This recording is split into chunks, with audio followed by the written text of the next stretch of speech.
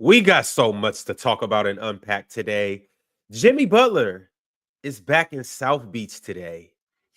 Bronny James scored 39 last night. Anthony Davis made his return to NBA action last night. You know we got to talk about that. Paulo and Franz, masterclass against the Lakers. Talk about a nice duo. Juju Watkins, unfortunately, suffered a season-ending injury. We got to touch on that, as well as some of the other NCAA women's basketball games from yesterday. But the main topic of today is the Indiana Pacers and how they're riding a 5-game winning streak. They're currently 4th in the East, and they're just a couple games out of the 3rd spot behind the Knicks. Oh, and Tyrese Halliburton, he's back like he's never left. Hey, all of a sudden, hey, some things come around, huh? Hey, spring come around, that boy gets to shooting and passing that ball, don't he? I knew you was gonna say. I knew you was gonna bring him up, Ron. I did. I knew you was gonna bring him up. I think we got to talk about more than anything with Indiana with their defense. Their defense has been really good. They did a good job on Anthony Edwards last night. I watched a lot of that game, forcing Anthony Edwards into tough shots. See, Anthony Edwards, this is where it gets tricky. When you become a long ball shooter, we have to accept there are going to be some nights when, 6 for 10 or 4 for 10. But we also got to take those 1 for 11 nights too. We got to take those 2 for 8 nights too. And last night, I felt like Indiana did a really good job on him at the long ball line more than anything. And they just outclassed Minnesota yesterday. More than anything, they just outclassed them on the offensive glass, on the defensive glass. Rudy couldn't really do anything in the paint. Indiana's a good team, yo. Ron, I got to give Indiana more credit than I've given them in the past. They got a good team, yo, and they on to something. I'm not sure if they could beat Milwaukee 4 times in a week, but they look like they got a shot. Yeah, Mars, would you like to touch on the Pacers? Yeah, they're good. Tyrese Halliburton has been good for 4 or 5 months now. We're in March, so since like December, January, he's been Tyrese Halliburton. He's not going to make an All-NBA team because the season started badly for him, but he's been really good for a while now. And in general, I think Pascal Siakam's been great. I think he's not going to make it because of games played, but Andrew Nembhard is one of the best defensive guards in the NBA. I don't know what that means for all defensive futures for him, but he's definitely one of the best defensive guards. Is he better than Nesmith? If he's better, is he better than Nesmith? He's their best defender. I love Nesmith, man. I do. I love Andrew Nembhard is the Indiana Pacers' best defender. And I usually don't. Yes, and I usually don't say a guard is a team's best defender because like I value the rim protection stuff. Yeah. I think Andrew Nembhard is the Pacers' best defensive player. I mean, you give credit to the Pacers making Ant struggle. I mean, Andrew Nembhard was his primary matchup. Andrew Nembhard was everyone's primary matchup when they played the Pacers. He's their point of attack defender. That's his job. Excellent hands, excellent lateral quickness, one of the smartest defenders in the NBA. And he's only like 6. If I say 6'5", I'm giving him a lot of credit. He's not that really big. No. He likes 6'3", 6'4". They list him at that though, don't they? I don't know what they list him at. I would say he's probably 6'4". I would say he's probably 6'4". But if they give him 6'5", then who am I to say otherwise? But like him as a point of attack defender is one of the best in the league. He missed a lot of time like early on in the season. So I don't know if he's going to hit 65 games. I don't know how far off he is. But if he does make it, if he does make the threshold, I think he should be an all defensive consideration. That's how good I think he's been defensively. And then offensively, I think it goes without saying with Indiana. Early on, they were struggling. We spoke about their pace and stuff and how they weren't playing at that breakneck speed that made them so successful last year. But they've picked the pace back up, which is great for them. When you look at Indiana, everything about them is pace. So them being able to pick that back up, I do think is a big deal. Tyrese Halliburton's at the forefront of that. I gave him credit maybe a month ago, talking about how good of a playmaker I think he is. I think all of that stuff is still true, and I think he's improved defensively as well. I know the thumbnail said something about Eastern Conference Finals. It entirely depends on matchups, because in the second round, they're probably going to play Cleveland. And I just don't see them beating Cleveland. or Boston for that matter. So like I think their ceiling is the second round, but Yep. like I do think they could win the first round with whether they get the 3 seed and they play against Detroit or they get the 4 seed and play against the Bucks. I do think they could win the first round series, but I do think that's probably as far as they can go is the second round. I think one of the things that I didn't pay attention to that I started paying more attention to is how much of a spark Obi Toppin has been for this crew. I mean, he was on his way out last night, chill. Yeah, he was. I don't know what he does against the Timberwolves is an outlier. I don't know what it is. What he does against the Timberwolves is. He has 7 threes against them in Minnesota, some goofy like that. I think it was something. What he does against like the Timberwolves. I don't know what it is about Minnesota, but he gets busy against them. This is a guy who I thought he was on his way out the league. To be honest with you, I wasn't sure that he could play. I don't understand why, chill. I don't understand why. Here's why. Here's why. The reason why I said that, Johnny, is the reason why I said that, Jay, is because when I watched him when he was with Tibbs, he didn't look like he knew what he was doing, and I wasn't sure that he was smart enough. But I felt like when he got to Indiana, they dumbed down his game and made him do exactly what he was great at: fill out the passing lanes, guard on the perimeter as much as you can. Because I don't think he's good at. I don't think he's a great defender, but I feel like he's ample enough where you can keep him out there for enough time, and he can make an open shot. And they play fast, which is perfect for his style of play, perfect for what he does. Then on top of that, with him now being a rotation guy and him just being a spark off the bench, he's perfect for what they're doing in Indiana. I got to give Obi Toppin a lot more credit than what I did. Ron, you talked about Halliburton in the beginning of the season, and we roasted you because he wasn't good early. He was not. He was not good early, but they started playing faster, and they're playing much better defense. And Mars, you talk to me more than anything about how you feel about both Bari and Jabari. Not those two guys. Tari and Jabari, yeah, I did say that right. Well, the way you feel about those two, that's how I feel about Nesmith and Nembhard. Like how I feel about Jabari, that's how you feel about Nembhard. It seems, and the way you feel about Tari, that's how I feel about Nesmith. I feel like the stuff that he lacks in skill, I think he makes up for that in effort, and he's a lot smarter than people give him credit for as a defender. He might lack some size. He's about 6'4". He's about that same, so about 6'3", 6'4", and he was buried on that Boston bench. He wasn't getting any run there. In Indiana, for what he does, I think that's perfect for this. The way that this crew is put together, I think these guys are perfect for what they're doing. Yeah, they have two guys. Team. They're a good team. They're really a good team. And then you guys even mentioned my boy B-Math. You know what I'm saying? The Haitian sensation. They got a good squad, man. And then once Halliburton does what he does, which is like, I think the last 10, 11 games, he has a double-double. In the last 10, 11 games he's been playing, getting double-digit assists, just balling. And once he's doing those things and getting the whole team involved, and they're already, like you guys said, they're smart because they got the good coaching, they got good game plan, they play very great defensively as a team. You know, a lot of people make fun of Miles Turner. They call him soft and all that other stuff, but it all works well when you bring in Pascal Siakam, you get B-Math, like you said, then you bring in Nembhard. Nesmith's been kind of hurt this year. He's played like 30-something games this year, but still at the end of the day, they're a good team. When they're all on the floor together, they understand their roles, and they play very well. Good, and they could be a danger. I can see them definitely getting past Milwaukee if they have to play Milwaukee, and I can see them threatening the Knicks, maybe giving Cleveland a run a little bit. Because Cleveland would probably have that two big man lineup that would probably be a problem when it comes to the playoffs against a team like Indiana, who, like you guys say, they could run. Like this team could run, push the pace. If the season ended today, they would have to see. If the season ended today, they would have to see Milwaukee. They got the home floor against Milwaukee, and that means that Cleveland would see Orlando. Okay, so Cleveland beats Orlando, so the 1 seed would have to see the lowest seed, because I think the Knicks would beat Detroit. I think the Knicks would beat Detroit for all intents and purposes. I think that they should beat them. Let me rephrase. The NBA doesn't reseed, right? No, they don't reseed, right? It's a bracket. So you got 1 8 over here. You got 2 7 over here, and I think you got 3 6 and 4 3 6 and 4 5. So yeah, the Cavs would see if the Cavs beat Orlando, they would see the Knicks Detroit winner. And if the Cavs beat whoever, they would see the lower seed. They would play the 4-5 matchup. They would see the Bucks matchup. And the 2-7 seed, which is would play the 3-6. Yeah, they would play the Knicks or the Pistons. They would play the Knicks or the Pistons. And I don't like Indiana's chances against Cleveland off the strength that Cleveland.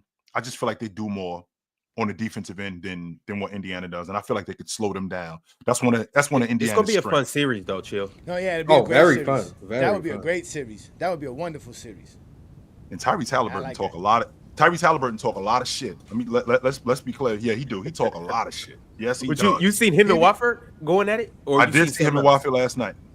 I did. I saw him and Wofford going at it. Ain't him and Tim Hardaway got a little something going in the background, talking back and forth? Yeah, Tim Hardaway said he really don't like Tyrese Halliburton. So Right. I don't know what that's about. But yeah, he said he don't. He said he really doesn't like him. It goes back to what happened between Hardaway and Halliburton. Hardaway in Detroit. I think he ended up getting hurt, and that was because of Halliburton.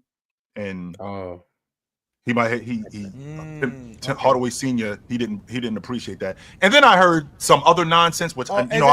Are you saying a father? Will you say a father was stepping up for his son? Is that? Yes. We're not talking. We got a lot more time before we start talking about LeBron. Yes. We don't say anything about LeBron. I just said a father representing. Yeah, his but son. I ain't stupid. I ain't stupid. You can. Yeah. We know where we're going. We know where we're going. Mars, with that. we know you're very intelligent, Mars. Yes, we know where you're going with that. And on top of that, Ron, you know I don't do gossip, but the mill was Eddie Jones is Halliburton's cousin. That's what it was. Yeah, And yeah. apparently Eddie Jones was involved with Tim Hardaway's wife or something like that to that effect. And I don't do gossip, as you guys know. I'm not a gossip dude, but that's what I heard. So that's where this whole thing is stemming from. NBA players can't leave ex-wives alone. I don't know what's wrong with them. I mean, we don't know if the story's true. Yeah, we don't. We don't know. And since we're on that subject, just so you know, Jay, how cares if that's true? He getting traded. Oh my God. Man, He's getting traded. I'm telling you that right now. You see how horrible our season has been all year. If that's true, he's getting traded. He's no way to throwing keep salt him in the wound with that one. That's just salt in the wound. I'm just saying. Hey, Jaime, enjoy it while it lasts. Everything you got going on. Everything. Hey, let me tell you, a woman scoring is, and when they tell you a woman scoring is something serious, boy, a woman scoring is something serious, boy. He getting shipped to New Orleans or some shit like that. They getting him up out of there. But anyway, where were we? We're talking about Indiana. Yeah, back to the Pacers. One thing I do want to acknowledge, and Chill, you brought him up consistently over these few couple minutes. Nembhard and Nesmith are two guys that, unless we have a Pacers episode, we would never talk about them. But they are so nice for what this team does. And they'll be nice for a lot of teams. But for this Indiana team specifically, obviously, you know, when Tyrese Halliburton's firing on all cylinders, this is a dangerous team. We all know that. When Pascal Siakam's rolling, he's a dangerous man. We all know that. Miles Turner, he's Miles Turner. But these two, their ability to play defense, their ability to fill in on offense, move without the ball, push the break. You know, Nembhard, he's a backup point guard, so he can run the show if Tyrese Halliburton's on the bench or if he's just hurt. These two bring a lot to this team. A lot of hard-nosed basketball, as Mars and Chill have alluded to, on the defensive end, knocking down shots. They do all the little things. So I really these are just two guys that I think we should talk about a little more. They're probably not going to be talked about more, but they just deserve a little more credit for what they do. They're the glue guys. That's who they are. They are the glue guys. That's what the difference is. And when you have glue guys, and it's Indiana, like if they were doing what they were doing, Jay, and this was in Miami or if this was in New York, we'd be talking about them a lot more, which is kind of ironic considering Indiana is a basketball city. Yeah, how about this though? If the coaches still had to vote for the all defensive team, would we be hearing more about this? Because, see, that would spark it, right? If the coaches vote them in or vote a guy like Nembhard in the all-defensive team, it forces the media to question, well, why are you voting them in? And then we would hear the reasons and we can see legitimately that, yeah, unless you're watching Indiana, you're not going to know how good those guys are playing. Right. But obviously, when you leave it up to the media, he might miss out on the all-defensive team, which this year he should make it. Because when you really think about it, how many perimeter players should make it? Because we know we got Dyson Daniels. We have some guys that got hurt that's not going to be able to make it. Nembhard's played 55 games this year. He has a chance to make it. Oh, he's played 55. Oh, okay. Yeah, he's played 55. Yeah, and we've got an outside shot. Okay. So if you got perimeter guys, nobody on Cleveland in terms of perimeter guys is going to make the All-League defensive team, right? No. Nobody. Is Drew Holiday going to be an All-League defender this year? No. Well, he shouldn't be, but I don't know how rotation works. No. How about OG? I don't think so. Nah. How about Mikal Bridges? That's close. Nope. No, don't get Mars started, man. It's my job to get Mars started today, not you. 100%. 100%. Okay. But I mean, it doesn't have to just be because it's positionless now. So he is competing against all the bigs as but we well. have to have some perimeter guys make it, right? It's not just gonna be. Yeah, but I mean, know? I think Right? like Lou Dort's gonna make it. Yeah, let's start with the obvious guys. So Lou Dort's gonna make it. Dort, Dyson Daniels. Dyson J-Dub. Daniels gonna make it. Dub. If he plays in, he's questionable tonight, so I'm assuming he's gonna get to 65. So I'd expect J-Dub to make it. So Lou Dort, J-Dub, Dyson Daniels, I think those three are making it. Yep. Amen Thompson, maybe. Yep. Does he's Casey on got the crew, that Mark. action? They're not putting Stay- 3 OKC players. He might. I mean, I y'all. don't think they will. I'm being They told always just how put Caruso fabulous these on it. three They guys always- are. they Is love it- putting Well, Caruso on it. Kaysen is like their 5th best defender, but Isn't he in DPOY talks though? Kaysen? No. Yeah. It's not him on the list. Everyone of could Shea. be in the conversation these days, so maybe I don't know. Well, Yeah, Marge, I'm talking about like when they put up I the ladder. don't think Isn't he I like? don't think Kaysen's on it. I don't check these things, so maybe he is. I don't know. But I think Lou Dort is going to make an all-defensive team. I think J-Dub is probably going to make the all-defensive team. Dyson Daniels is absolutely going to make an all-defensive team. And I think Amen Thompson has a shot of making an all-defensive team. Men need to be on there. So that would be 4. Yep. Then you got to factor in the bigs or the front court players. So Draymond's going to make it, so that's 5. Evan Mobley's going to make it, that's 6. Jaren Jackson, I think, is still going to make it, that's 7. Bam. Bam should make it, but people are hating on Bam. He'll be second team. He'll be second team, but he make it. So that But would he should be an all-league defender, though. That would be 8 or 9. Yes. I can't remember where I'm at. Does 8 anybody or on 9. that? Yeah, Does anybody on that? it would be hard. So it would be hard for him hard to make it. Then it would be. Yeah, hard. the Especially numbers- when he's the gonna be. numbers When are he's just just- gonna make it right there. yeah, He's just the gonna make it numbers right are at thin. 65 games as well too. If he has to play the rest of the games as well. Yeah, the numbers are thin. Let's just say for sake of argument that there is room. Does Nembhard go before Chris Dunn? Chris Dunn plays 65? I'm gonna have to look this up. Bear with me. Mm-hmm. Chris Dunn has played. Oh, he's played 63. No, I don't think Nembhard should make it over Chris Dunn. No. So he won't go. Oh, before. Zeus should make it over both of them. Yeah, Zubac definitely. Yeah, But Zubac- I don't think Shea Nembhard gonna is better make it than over these Zubac. guys. You also left out. Shea. McDaniel's an all-league defender. I'm not saying he should. He's going to though. They are not putting. They are This, not. okay, putting Shea this on whole the Shea team. defense thing is getting There is overblown so no much. way I'm, they are putting Shea I'm on going the through here and I'm looking at defensive Nobody player of the wants year to do odds. that. No media is gonna vote for guys who All be right, two-way players. No team. No, they're not going. They're never gonna let. They're never gonna let Okay. Jaylen Brown, Tatum, Edwards, SGA make the. McDaniel's all-defensive making an team. all-league defensive team too this year, by the way. I don't know, y'all. Yeah. Oh, I'm not- Chris Dunn is Jaden ineligible McDaniels- because of the 20 minutes thing. Oh, damn. Okay. Oh, so Well, he's he not. would make it over Nembhard for me. Like he's a better defender than Nembhard this year. Oh, there's a minute. There's a minute. I thought Yeah, it was you have a to- total. you have Is to it put total? 20 minutes. You have Is to it- play 20 minutes in 65 games. Mhm. Oh, so you have to have Yeah. 20 minutes per game. And Yeah. No, 65 not per. minutes. Yeah, not per game. You can average 23 minutes, but you have to play at least 20 minutes. Not on an average. Like in those games, you have to have 65 games playing 20 minutes. Oh, you have to have. Okay. Oh, Yeah, wow. so each individual game you have to play 20 minutes in 65 times. So it's not by total. So if you play 65 games and you If you total play that 65 minutes- games, but in 64 of them you play 19 minutes. yeah, it And then doesn't the other count. game you play 48. So you average 20.2 minutes. But Yeah. no, you don't make the threshold because you have to play 20 minutes in the games. Ron, so yeah, you- Chris Dunn not gonna make it. Ron, you get wrapped up, and don't let Mars throw you off your pivot, okay? Because when we bring up SGA, Mars throws you off your pivot because Mars will make that face. Understand what okay. That's not to say that SGA is not a defender, because SGA defends his ass off. It's just that he on the team with a bunch of other defenders. So, unfortunately, the trigger word is worse. That's the trigger word here.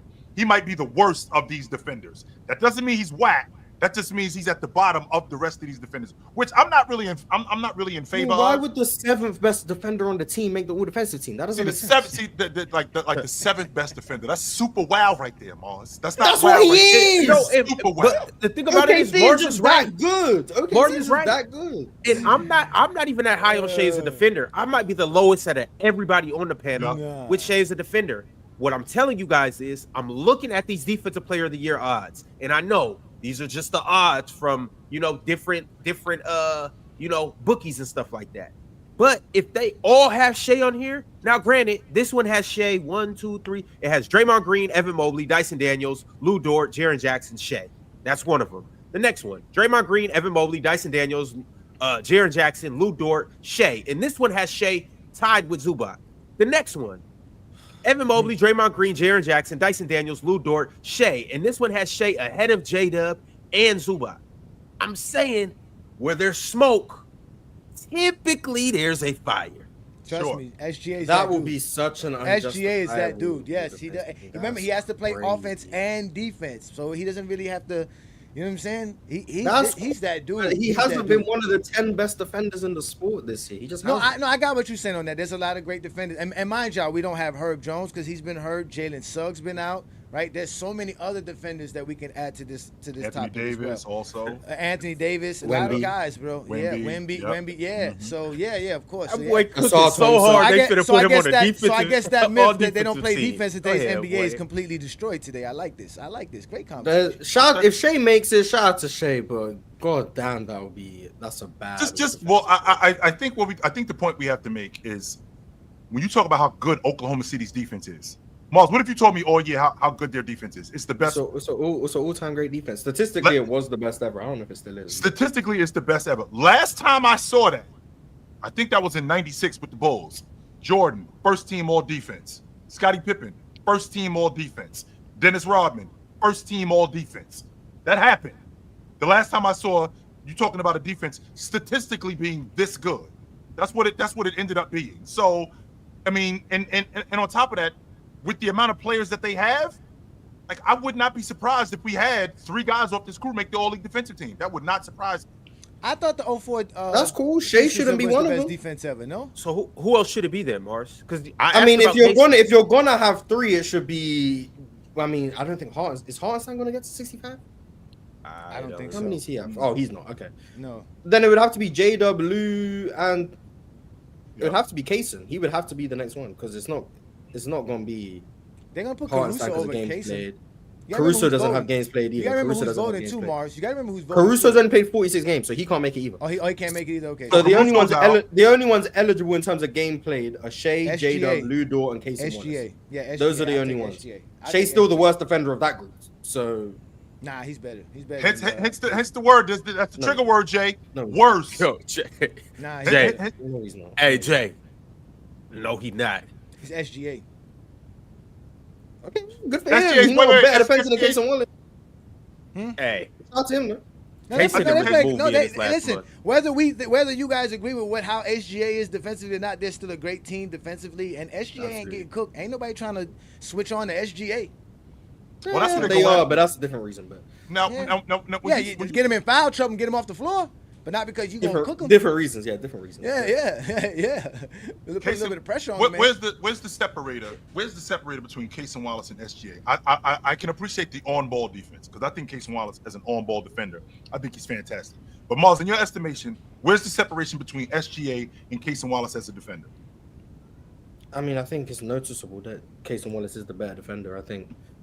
Where I would give Shea the edge is not edge. I think he's a better rim protector. I think that's probably where his off-ball playmaking stuff, like forcing steals, turnovers, those things are probably he's better than Kaysen at those things. I think the on-ball defense has a major gap between Kaysen Wallace and Shea. And then in terms of still being able to make plays, play at the nail, help defense, double teams, being able to do all of those things, I still think Kaysen's better at that. I think Shea is asked to rim protect more, but in terms of like actual effectiveness and contesting the rim, I think Kaysen's probably just as good. Really good athlete, really quick off the ground, really good timing, eye for the ball, really good hands just in general. On ball, I think it goes without saying, better screen navigator, better isolation defender, better closing out. I think Kaysen Wallace is clearly the better defender. But Shea is a good defender. When I say Shea is OKC's 7th best defender, like I think what needs to be acknowledged, that means there's 6 defenders on Oklahoma City better than Shea. And Shea is a really good defensive player. So if a team has 6 better than him, just think of how good their team is defensively with all that personnel. Like now, Mars, if I can counter that, so the on-ball defense, because of the amount of screens that we have in the league today, especially on-ball screens with pick and dive, pick and roll guys, I think that can be navigated. And we can supplement that because we get a lot of switching in the NBA. On top of that, Oklahoma City, they do such a great job in rotating that I feel like that gets thrown by the wayside. Now, as far as SGA as a closeout defender at 6'6", I don't think you give him nearly as much credit. And I think it's because of how lanky he is, and maybe Casey Wallace is a little bit more athletic, so it looks different. I do think that SGA closes out. I do think he closes out better. I think he closes out with the correct hand. I do think that he's a damn good recovery defender. I think him and Casey Wallace as recovery defenders, I think it's this. I don't think that there's a clear separation between those two guys as recovery defenders. I think that, and that goes back to the rim protection. And Chill, I got a question, because I've heard you say this for a couple of years now, and I still don't know what you mean by it. When you say close out with the correct hand. yeah. So I'm covering you, Ox. You're a right-hander, right? You being a right-hander, and I'm closing out on you. I'm closing out on you with the left hand, because if I close out on you with the right hand, you're right-handed, so you can see the basket better. If I close out on you with the left hand, now I'm actually on the basketball. If I close out with the right hand, I'm further away from the ball, as opposed to if I'm closing out with the left hand. Okay, but wouldn't you just close out depending on which side of the floor? Like if you leading me baseline. If I'm on it, right. If I'm close, let me rephrase that. If I'm closing out and challenging the shot, so because those two things are different. I'm closing out and I'm challenging the shot with the right hand. I'm sorry if I left that part out. If I'm closing out and you're going to the baseline, I'm thinking about you shooting the basketball. If you shoot the basketball, I got to make sure that I close out with the right hand. That's the part that I left out. My fault. If I'm closing out on you and I'm forcing you to the baseline, I got to be real conscious about where I'm closing out. And I feel like SGA, when he closes out on guys, especially when they're going right to the baseline, I think that's a strength for him, one, because of his length, and two, because the baseline is now your friend. See, there's less room to operate when you're on the baseline as opposed to when you're on an open part of the floor. So I feel like SGA is. I feel like he's just as good as Casey Wallace at that.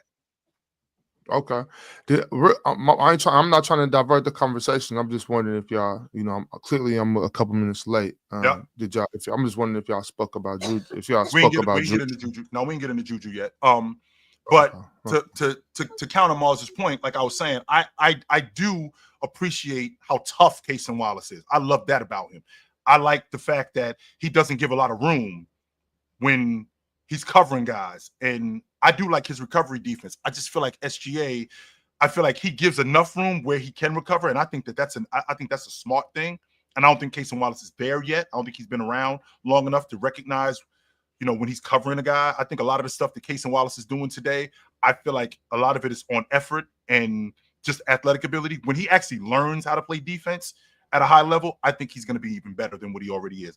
I just feel like SGA, where he is today, I don't think that the gap is as far as you think it is. And I think the separation for me with him, it's in the recovery, it's in the closeout, it's in the recovery, it's in the closeout, and how busy his hands are off the basketball.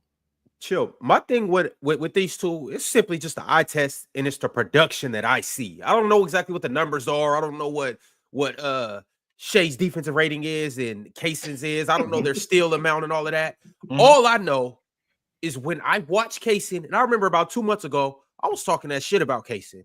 I was telling y'all, man, Casey ain't nothing. Y'all remember that game where they played against the Celtics? I was saying, man, it ain't no way that Jaylen Brown should be doing this. And this was they played him twice. And earlier in the season when they played him, remember I was saying Jason Tatum shouldn't allow Casey Wallace to push him off the block. That was the game in OKC when the Thunder beat him. And I've been talking shit about Casey all year. It's no way a 6'3" defender should be poking y'all and moving y'all off y'all spot. Every time I watch that boy, he is strapping up. The other night they played against the Bucks. I'm watching intensely, like, oh yeah, we about to let these boys have it. Damian Lillard played 17 minutes and scored 9 points. He didn't even finish the game.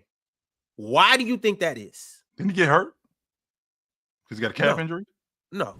He's been hurt. I mean, he hasn't played a few games. Was that his pride might have got hurt. I thought he got hurt. Casey Wallace might have hurt him. That might have been it. Hey, so this is the point I'm making. Yeah. I've seen Casey time after time after time again strap up and take the best assignments. Yep. I'm not saying that SGA is not capable of doing that. All I'm saying is I don't see him do that, and I don't see him do it to that level. And that's why OKC is great, because you don't have to have SGA to do that. You got other guys who can simply do the same thing SGA could do, because SGA could do those things. SGA he's the bigger guy as well. He can guard. He can guard a lot. He can definitely guard in the perimeter, man. SGA is a beast. And it's obvious, Ron, that you value that on-ball defense, right? And I can appreciate that. I won't argue that logic, right? But what I will counter that with is, as good as you are, quote unquote, strapping up and pushing guys off the block, I'm equally as good in rotations. I'm equally as good off the ball. I'm equally as good shooting gaps. And that's just as valuable, if not more valuable, than what you're doing as an on-ball defender. That's why I average 2 steals. That's why we're able to play as fast as we're able to play. Because when I do that stuff, I speed us up. And just like when you do what you do, you slow the other team down. So, I mean, I think it's a lot of give and take between those 2 guys. So, I just think with guys like Kaysen, specifically Kaysen, Alex, Lou Dort, I think those 3 guys are just more so thinking defense throughout the possession as far as doing work early. I know when we talk about defense, that's something I specifically bring up a lot, is that you, especially at the level of basketball that they're playing at in the NBA, when you're playing against guys that are this good at scoring, that are this automatic when they get to their spots. You know, we know there's 30, 40 guys in the NBA that if you let them get to their spot, the shots 90% of the time going down. You just got to kind of pray. So when you got guys like Alex Caruso, Lou Dort, Kaysen Wallace, I think those guys are really playing that early defense, really knocking you off your route, you know, hitting you early, ball denial against certain guys. I just think they're just got that little extra on Shea, where I do think once Shea gets in his stance, he has the ball in front of him. I think he's really good at beating guys to spots. He's really good at being long and disrupting shots. He's getting his hands active and everything. I think Shea's a really good defender, but I just think that there's those other guys that just have those little extra things on the defensive end that I don't think Shea has. Lou Dort's thing, not only is he working earlier, he's just so much stronger than these dudes. When he puts his chest in front of you, he's not going anywhere. You know what I'm saying? Unless he's Kawhi. I mean, dude, Dort's 220. But, you know. 225, 220. Yeah, well, that's why he's not moving. You know what I'm saying? That's why he beat into a spot, put his chest in you. You got to go the other way now. Yeah, I mean, there's 3 things you need to play defense. Obviously, you need the physicality and the athleticism. That's one part about it. Then the second thing you need IQ, and then the third thing you need is the effort. So when you got somebody like a Lou Dort, because even though he's a small guy, he's like 6'4", but he's 220. Like you said, you're not just gonna bully through him. He has the agility and the athleticism to keep up with anybody. But like I said, when you have an SGA who's 6'6" with the wingspan, with the athleticism, that's why they're such a great defensive team, and they play on a string. And when you have your leader like SGA who's willing to play defense like that, why wouldn't it Kaysen or Lou Dort or Jalen Williams or the Wiggins dude? All of them going to follow suit because my leader's doing it. The best player on our team is doing it. That's why they're a great team, bro. I really can't wait to see what happens for the playoffs because they're going to show a lot. They're going to show us a lot. 100%. Hello, Swiper. Nice of you to join us on a Tuesday. What up? Yes. Swipe, you must have heard something we didn't like. Yeah, I've been seeing Swipe. I've been writing. I'm literally sitting here writing, not even related to basketball, and I'm listening to the show, and it's just boring stuff that people don't care about. Just you know, political stuff. I asked, so that means I care. No, you do care. You're just yapping, but on a page. A long tirade, whatever. Okay. But look, chill. I don't know where you're getting this from. I truly don't. Like, Kaysen Wallace has been a spectacular and so off-ball guard defender this year. And so is SGA. SGA is his worst trait is he ball watches. So did Jordan. On the Michael year. Jordan. You're comparing him to Kaysen Wallace. That's the thing. I'm not comparing him to Jordan. I'm comparing him to Kaysen, who the subject is about. Okay. Kaysen is a far better defensive off-ball player versus guards because of what he has to do as a screen navigator, as a chaser, because of who his primary responsibility is, which is typically your lead guard. It's either him or it's Dort or Caruso. SGA then typically takes the weakest defensive matchup unless they hunt him, which they do hunt him, but then they prevent you from hunting him versus bigger players like we saw versus the Clippers. But even with other guards in the NBA, it's more advantageous to target SGA than it is to do Lou Dort or Kaysen Wallace, depending on who the guard matchup is. SGA does not defend off ball as well as Kaysen or Dort because he doesn't do it as consistently as they do. And on top of that, like, he's just also not the same class of defender. And I think this whole argument about all NBA is like, at this point, I feel like we're trying to give him another nod defensively because he's the best player on the team that has the best defense, not the best defender on the team that has the best defense. So two That's what I'm things. saying. So Go ahead. So two things. Number one, we know where this is coming from because you're a Joker guy. That's number one. So we cooked them right out the gate. We know exactly where this is coming Wait, from. so That's he's number saying one. Kaysen Wallace is a 100%. better defender than No. Shea because of Jokic? No, well, he's saying that, and and I'm sure you just heard him say we're giving him another nod off the strength of him being on the team. And the reason why he's saying we're giving him another nod that is chill. because this is about the league MVP. That's what He's this is gonna about. win MVP. He's going to win MVP. So but how about- that's let not me get rid of this nonsense. I want to get back. No, because you wanted to take a dumb shot and you want to make another bad basketball point and get backed up again. He's already winning MVP, so this has nothing to do with the award. You are not happy My about. issue is I don't care. I think let me make this very clear because apparently Chill and other people who don't understand how I think. My issue is this: I have no issue with anybody winning the award if they rightfully deserve it. Which why bring up? Because I'm telling you, people are casuals about defenders in the NBA most typically, and people telling me that he's a better defender than Kaysen Wallace this season, they're wrong. This is all it is. It's not true. Alex Caruso, Lou Dort, and Kaysen Wallace are all better off-ball guard defenders than SGA. J-Dub too. If you want to give anybody a DPOY vote based on the fact that they have only a certain amount of players that qualify, it better be J-Dub. If we're having this conversation, Chet can't qualify because he didn't play enough game. Isaiah Hartenstein is probably not going to qualify. And I said iHeart had a real DPOY vote because when he's been in the lineup, they've been one of the best defenses in the world in the last 20 years with him in the lineup. 100%. SGA gets a lot of credit for a lot of great things he does. The thing that makes him the MVP is he's raising the floor and ceiling higher than anybody else in the league. He's been one of the 2 or 3 best scorers relative to whatever you want to do. Luka got hurt. Jokic obviously had his little run. But then SGA, if you want to make an argument this year, the best scorer, I have no issue with that. He's one of the best mid-range playmakers in the sport. I can concede he's also one of the best drivers. He's also one of the best play finishers at the rim. You can name all that. Even in the last 6 weeks, he's one of the best three-point shooters on volume. So all of that is why he's going to win the award. But for you to sit here and say, if I'm saying they're trying to get him another nod, and you're like, oh, that has to do with the MVP said that. section. No, he's not a better defender. Because this is the thing. I have had arguments with other people about this. Because people bring up EPM and all this stuff.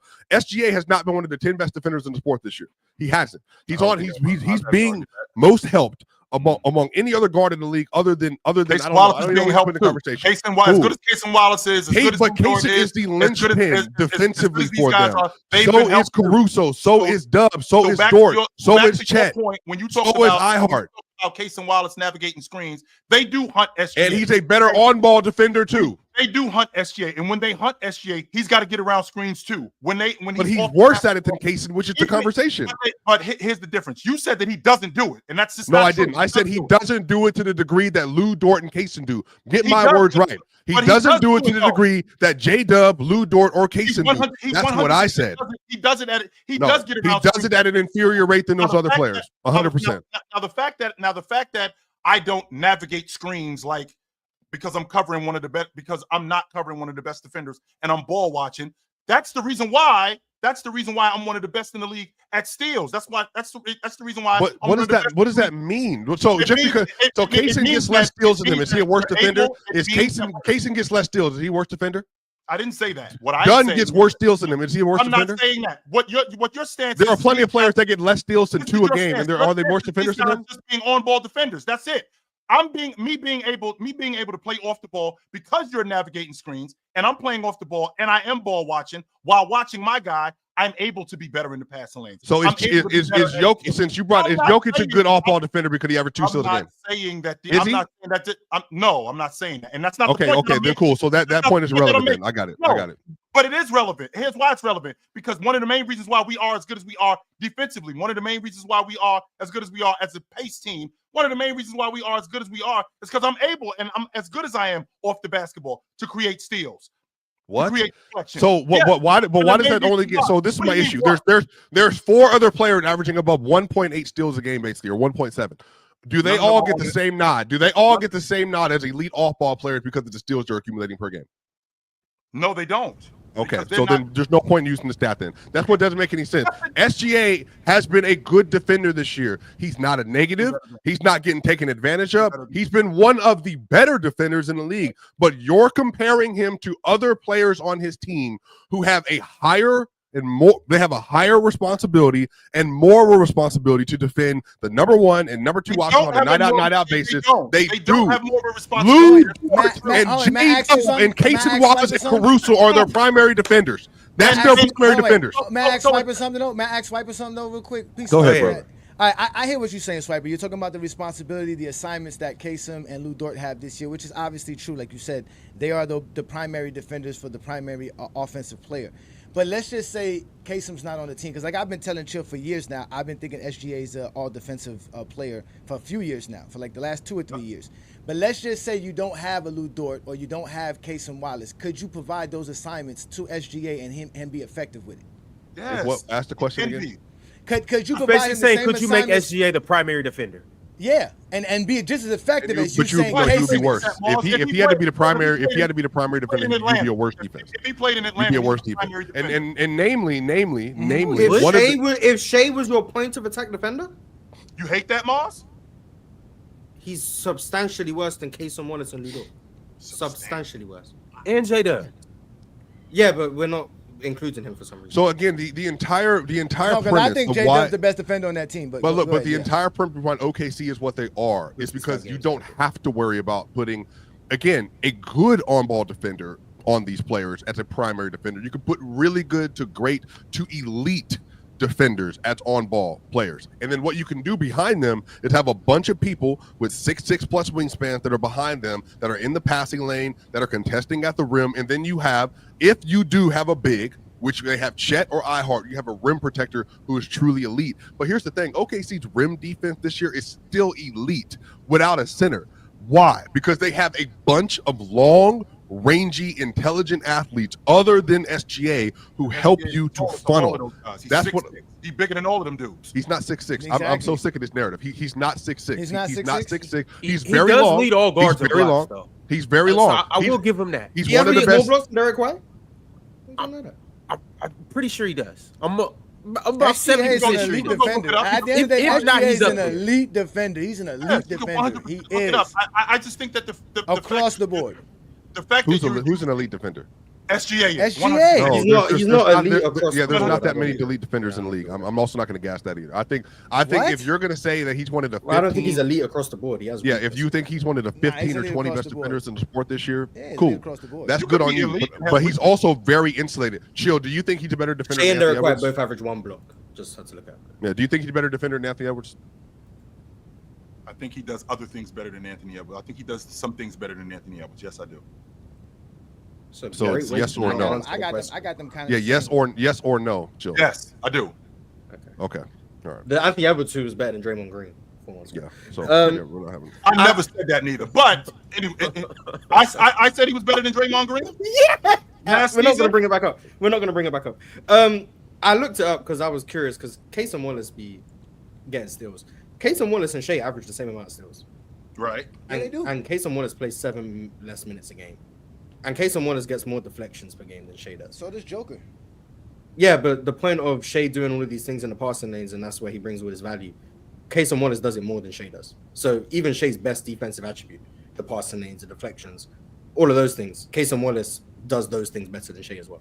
No, that's a part of what you guys see from SGA because that's no. But Chill said that. Chill said that's what he does best. Chill said that's what he does best. No, but I'm saying that's what he said. So I'm just going based on what he does best. But he does do that. Right. I never said he doesn't. I never said that's what he does. I can get in his chair. 100%. No, but he can get in his chair. He can get in his chair, ride in his stance, and get in front of any Kasem Wallace does that better too. That's what I said. I ain't saying. I ain't deny that Shea's best attribute was. So Joker does. So Joker is just as good off the basketball as SGA is because he averaged the same amount. When I say a set, you brought up steals. You see the meme where someone. I brought up what he does I brought up what he does in the passing lane. That's what I did. Well, that's what Joker does in the passing lanes as well. That's why he averages that many because they average the same amount of steals. Does that mean I'm as effective as you are? Does it? You brought up steals. I don't think so, but I don't think so because I don't bring up steals in these conversations. It's crazy that you don't bring up steals, but you're a numbers guy. Why would I? You are the epitome of a numbers guy. That's the first thing because you bring steals up. are contextual. Defensive playmaking. You're typically going to have more blocks or more steals per game. Because there's defensive playmaking, which is steals and blocks, and then there's fundamental defenders that don't get either one of those things. No, chill. Here's the issue. You chill. Here, watch this. Go ahead. Let him finish. Go ahead. You use numbers when it works for you. So if SGA is averaging almost 2 steals a game, but Joker who's averaging 2 steals a game, and we don't know when he's doing it, we don't know how he's doing it. These two things equate. But SGA, who is one of the best off-ball defenders in the league, who is one of the best passing lane defenders in the game, not the same as Joker, but because Joker averages the same amount of steals, we're gonna put these two guys together, which I didn't. I never said that. You brought up steals. My whole point in why I don't bring up steals and blocks is because those are defensive playmaking stats, and not every defender who's an elite defender is a defensive playmaker. Dyson Daniels is an elite defensive playmaker. Jokic is a defensive playmaker and then a fundamentally not good fundamental defensive player because he cannot do certain things. He makes up for it with the defensive playmaking. So does Russell Westbrook. So does Peyton Watson. The issue is that SGA is more of a defensive playmaker than other players on his team, which then what happens is people then say, well, he deserves to be in DPOY conversations, or he's a better defender than Kaysen, Dort, or Caruso, who gamble less than he does, but they're more adequate in doing basic fundamental things on a game-to-game basis in terms of on-ball defense, guarding off the ball, navigating screens, just doing multiple things on one possession defensively to make sure you have as difficult of a time as possible. They're better at it than he is. And I think functionally what the hard thing about the SGA conversation is you can't simply just say SGA is the 6th or 7th best defender on this roster because other people get sensitive about that and they feel like you're slandering him.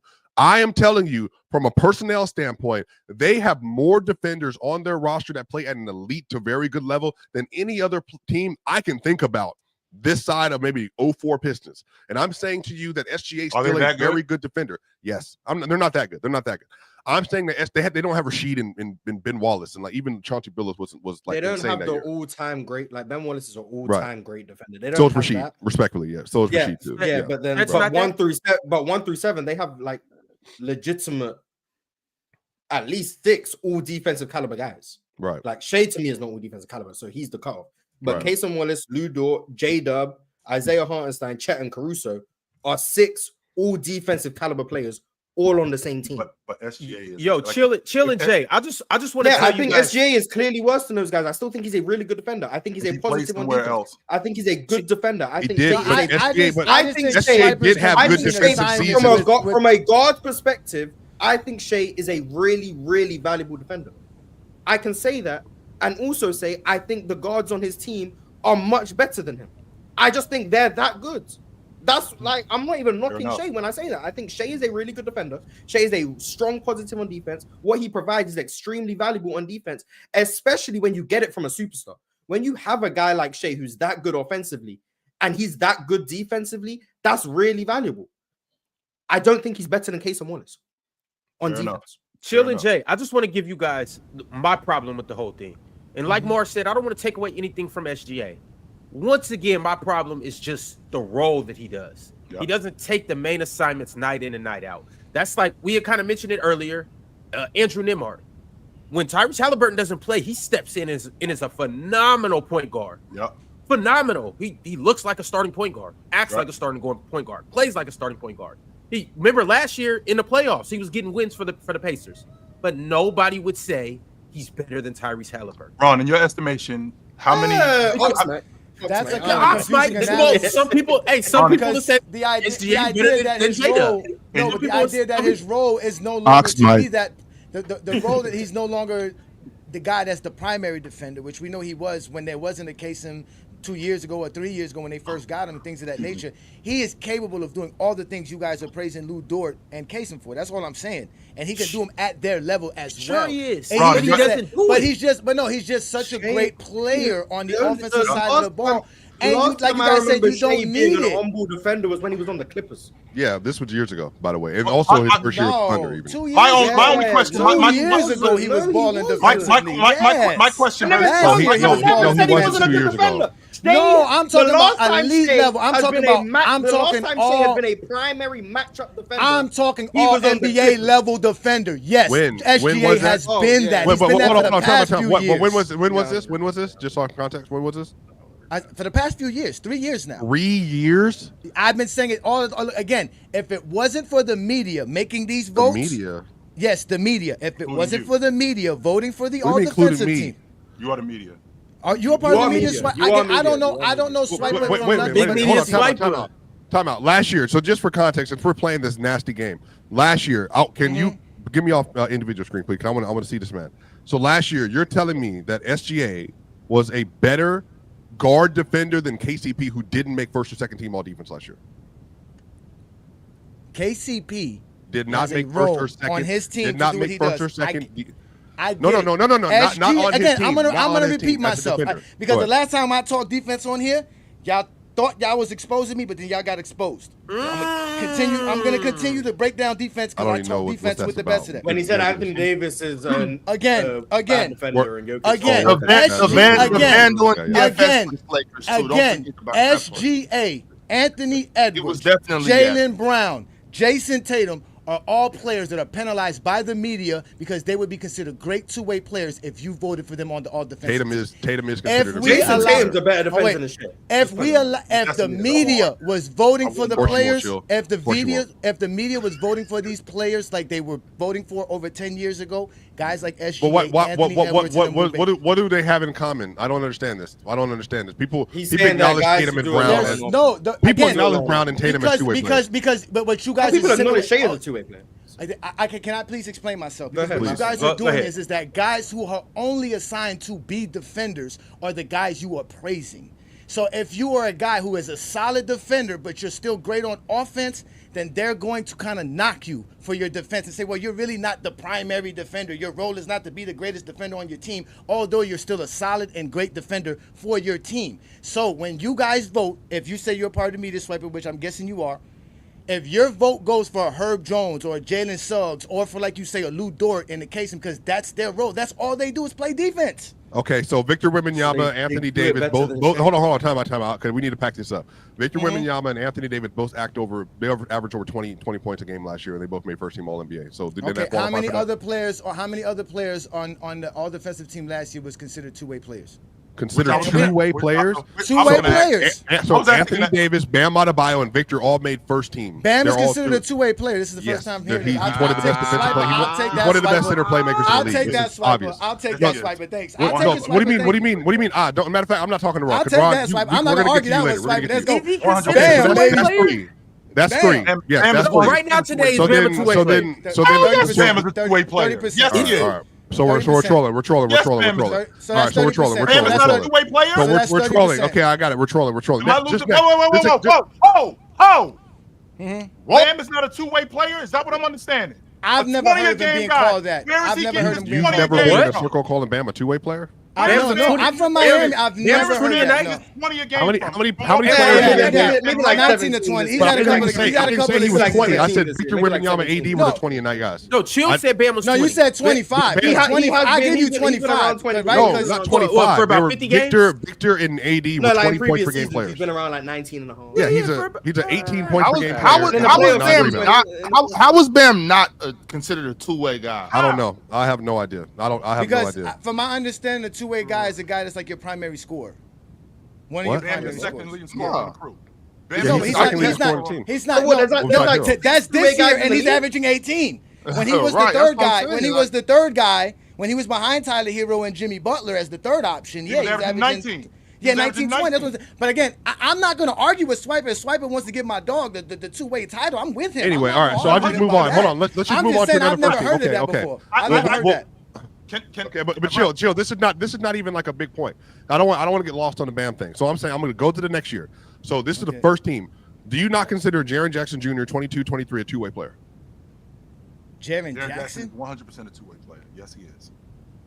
What do you mean you don't? He is. No, I don't consider him a two-way he player. Yeah, he knows. I don't consider him a two-way player. Go So a ahead. You have player a very averaging high over bar 20. for two-way players. So over and another player averaging over 20 points a game. That's first team all defense. No, That's a two-way player. Yes, Okay. he is. All right, and so if we keep going, Giannis Antetokounmpo 21-22. Is he not a two-way player? 100%. Yeah, Like for two-way sure. player. Giannis is definitely. Is Giannis still one of the 10 best defenders in the league for you? 15 best defenders in the league.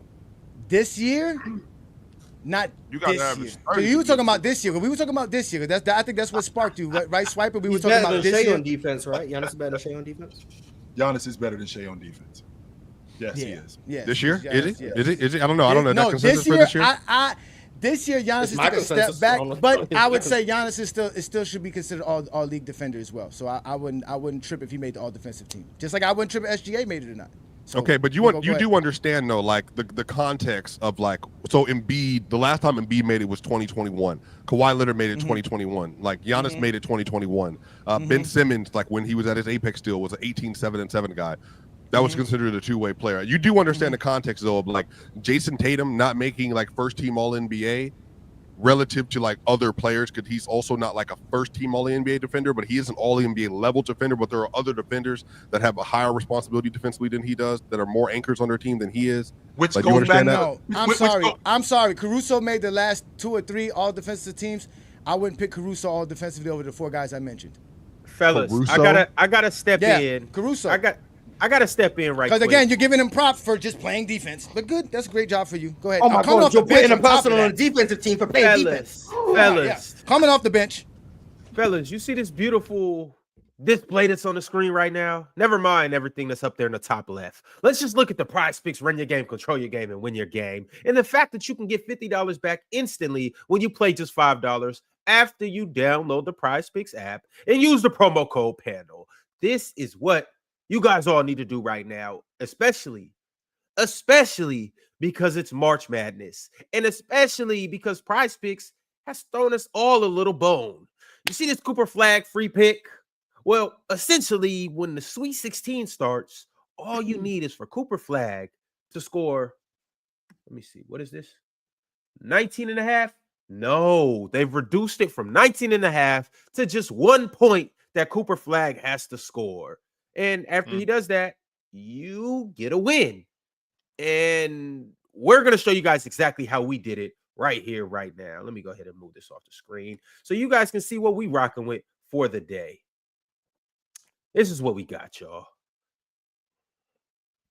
We got Jimmy Buckets, 34 and a half. You guys know why we went Jimmy Butler 34 and a half more, right? Because he's back in South Beach with a chip on his shoulder against that old hag, Pat Riley.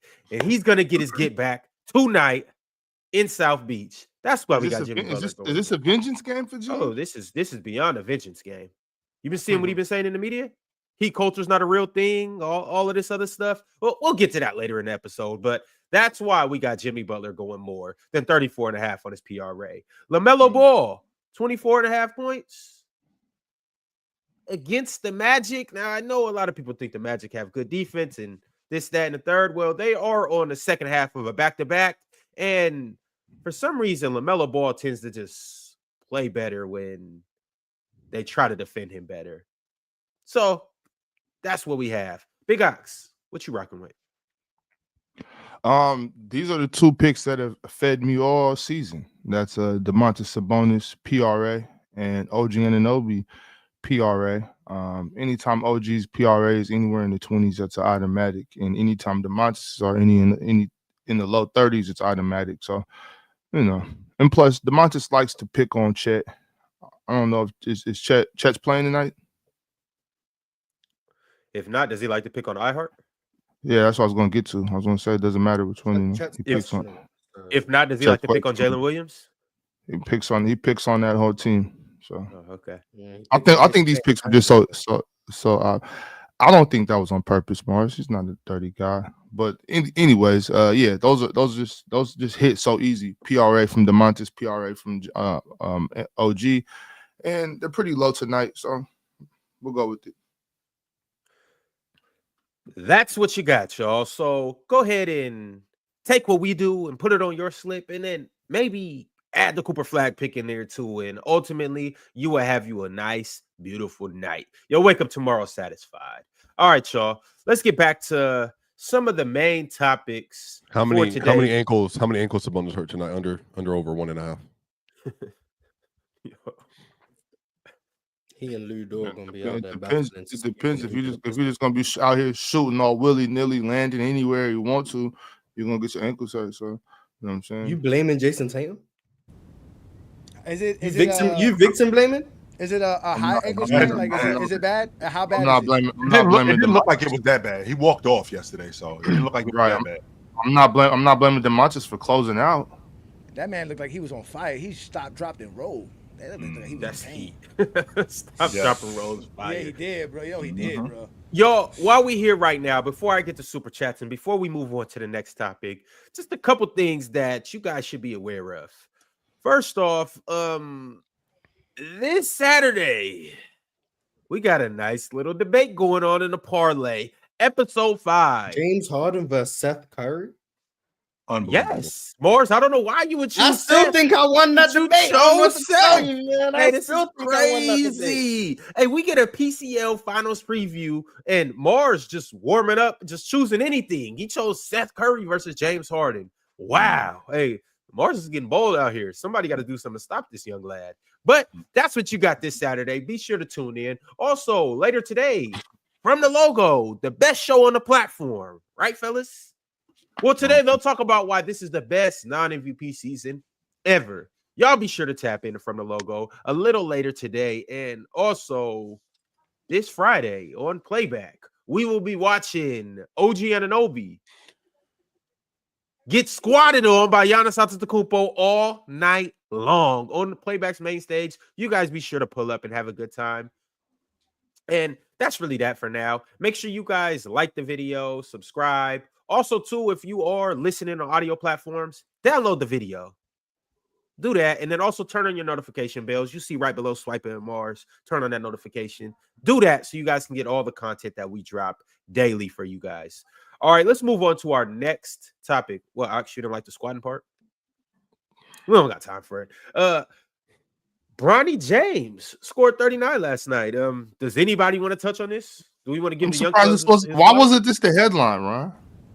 Because the last time it was the headline, I almost lost my head.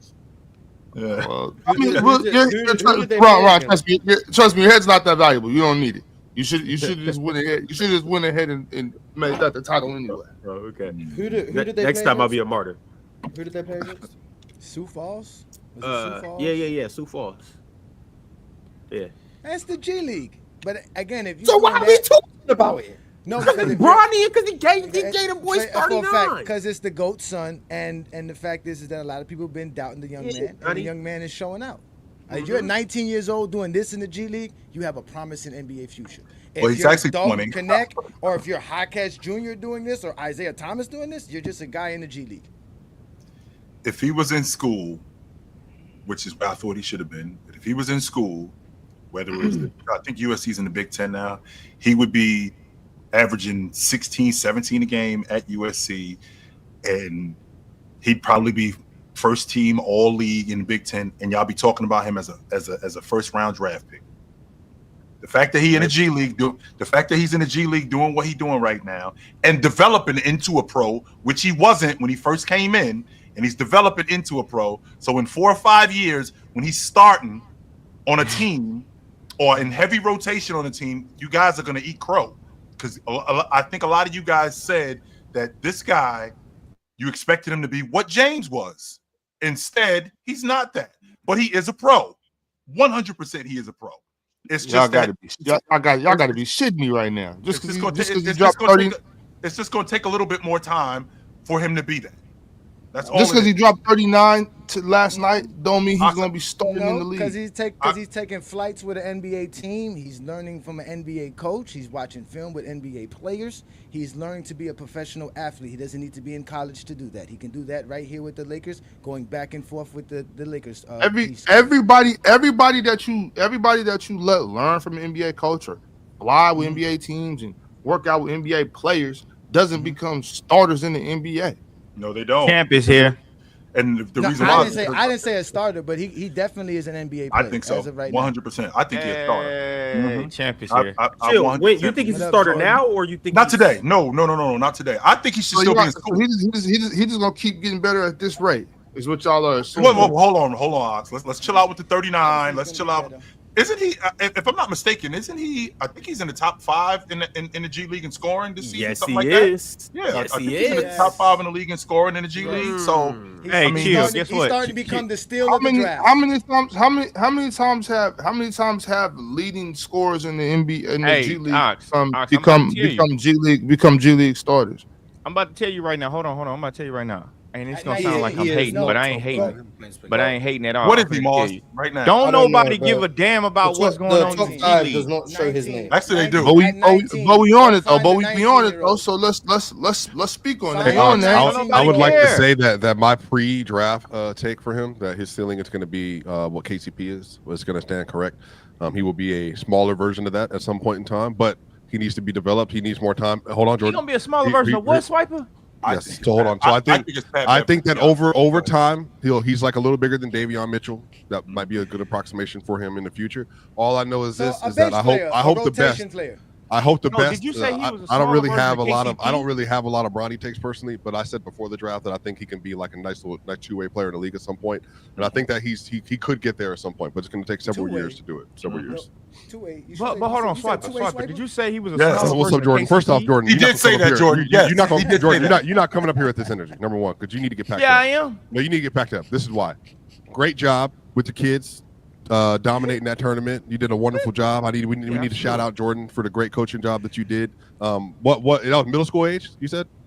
7th grade. 7th grade, and then you won We every going game by to LA 25 to or kick more. ass. Oh, 25 or more? I was wrong. We won every game by 31 or more. They called every game with 2 And minutes that left. sound like elite coaching to me.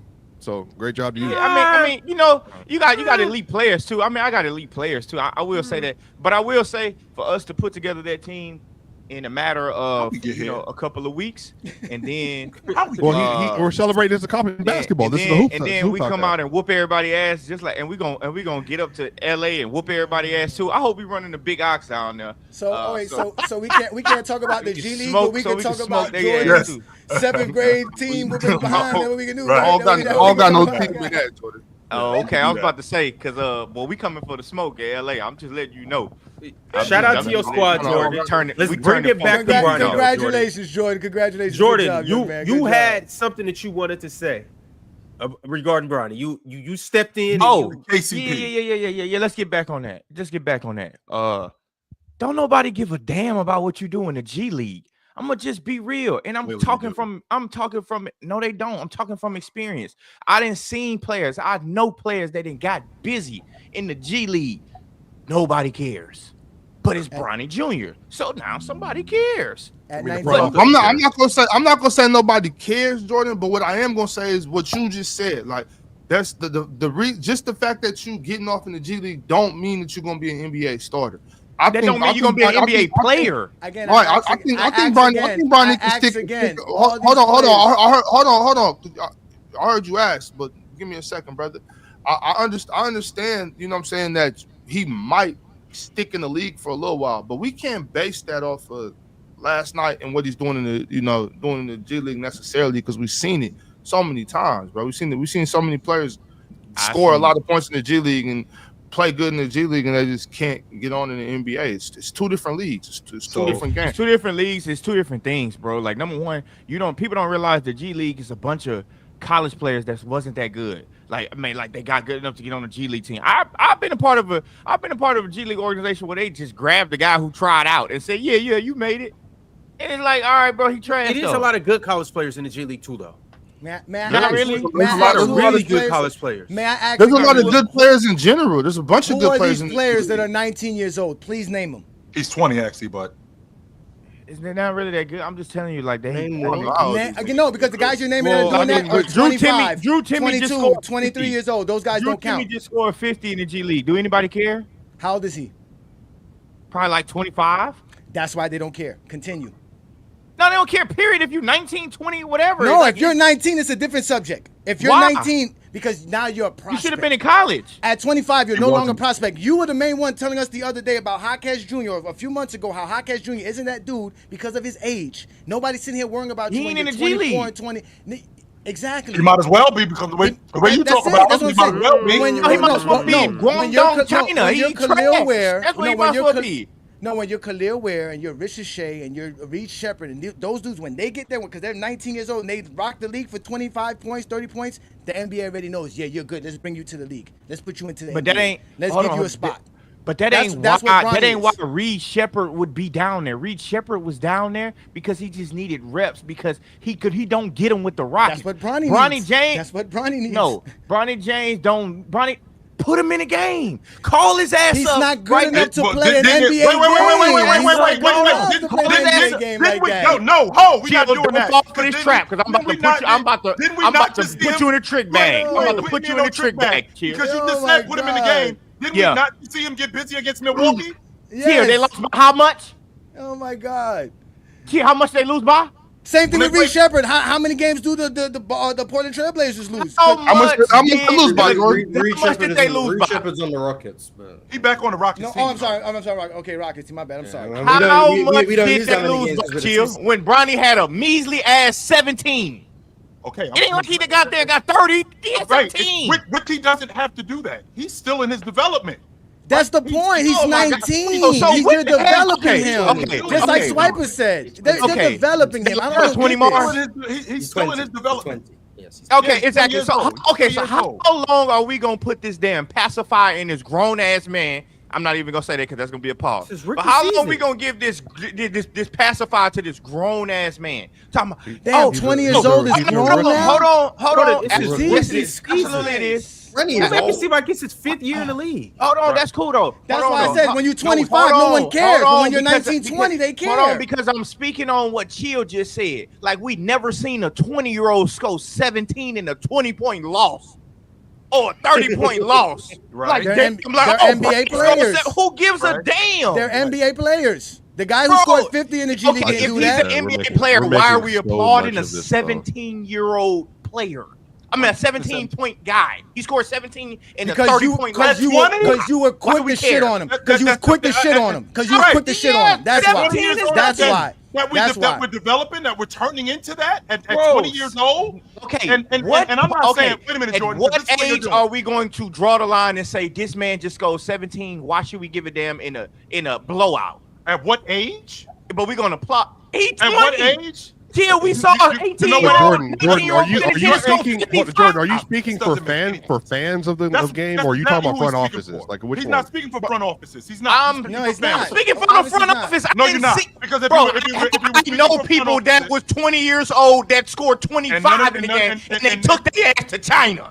And none of Kenny those. But Lofton I'm saying, Kenny Jordan, Lofton the didn't G put League. up a 40 ball. But Jordan, Where would he? you They was the same age. But I would would you love to see agree who that these players the are. G League is for like development How and old all is Kenny that? Lofton? Shout out Kenny Love. 24, I think. Thank you. You keep saying you keep naming players that the NBAs are not prospects in the NBA. But I'm saying, y'all, what, Kenny Lofton is out the league at 24. He was doing Ron, the same thing Bronny was. Ron, And what he was scoring the 40 original in point the of this NBA. He discussion scored again? 40. What are we talking about? He scored 40.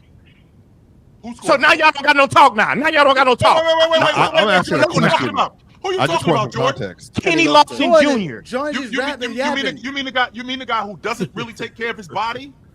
He Oh, no, scored he's- 40. He's always been built like Yeah, that, though. He's shit, always He's been been built like gone. that. And that's been Kenny the narrative Lofton is with him. from Kenny Yeah, but Lofton he's- is from here. I know him. I He know scored who 40. Kenny Lofton is. I know who he is. But Where he at now? Where he at now? Somewhere China, getting right? busy. First of all, Kenny Lofton and I'm talking about somewhere going Are we putting bananas. Kenny Lofton and Bronny James in the same category because they played in But the G Kenny, League? Is they that not what in we the doing? same category. Is that what we doing? Kenny Lofton is right Kenny here. better. Hey, Kenny yeah, better. yeah, chill. I ain't gonna lie. Not even in the same Bronny category. can't- Not Bronny even- can't fuck with Kenny. And I'm glad you brought that up. And I'm glad Not you even in brought the that up, same Ron. breath. Tell everybody here how old Kenny Lofton is. 22. How long? How many years did he play? Like 3 years. I think he played 3 years. So how far ahead of Bronny is he right now? Way ahead of him. He's like Right. this Hey, was here's close. also the thing, though, too. Here's also the thing. And by the way, Kenny can end up back in the NBA. It's a good chance he will. And this It's is a great James' chance he first will. year out of school, which I think he should still be in school. I personally think exactly. But also too, like, come Kenny on, though. Loftus Like, scored 40 in the NBA at 20 years old. yeah, That's but what I here's just said. also That's here's exactly also what I the just thing though said. too, So because we're we're all on- being on- nasty and on- disingenuous. We all Wow. know the reason why I ain't being like nasty. Bronny James I'm being is playing for the Lakers. So let's just Yeah, we do acknowledge know. that and let's just keep it what it is. It's LeBron's son. He's not going nowhere. He's not going to be out of the league at the age of 22 so long as Bron is playing for the Lakers. We know this. So we don't have to do all of this extra stuff and try to prove a point.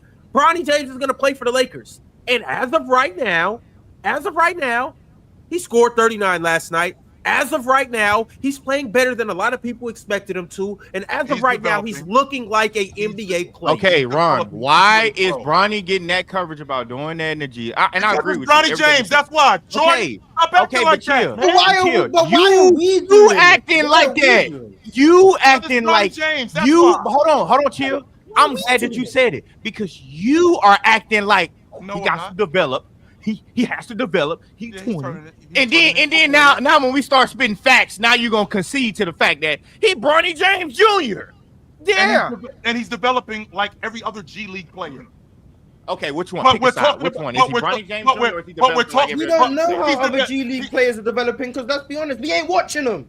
Because they don't care. Look at Reed Shepherd ain't have 17. We ain't watching Bronny score 39. No, but they know enough. But you know enough that Bronny James ain't doing Drew nothing Timmy just different. had 50. But you Drew know Timmy enough to had know that 50. LeBron James ain't doing nothing different. He's not doing nothing different. Y'all know enough to say he's not doing to nothing be fair, different. Mars, to be fair, Mars, the only G League players that I'm in touch with at all are like Jalen Pickett and Colin Gillespie and all them. That's because they're in the Trey farm system. Alexander. But yeah, that's it. That's all I know. So I can't speak this, but this is my thing. And for what it's worth, Trey Alexander's averaging like 26 in the G League.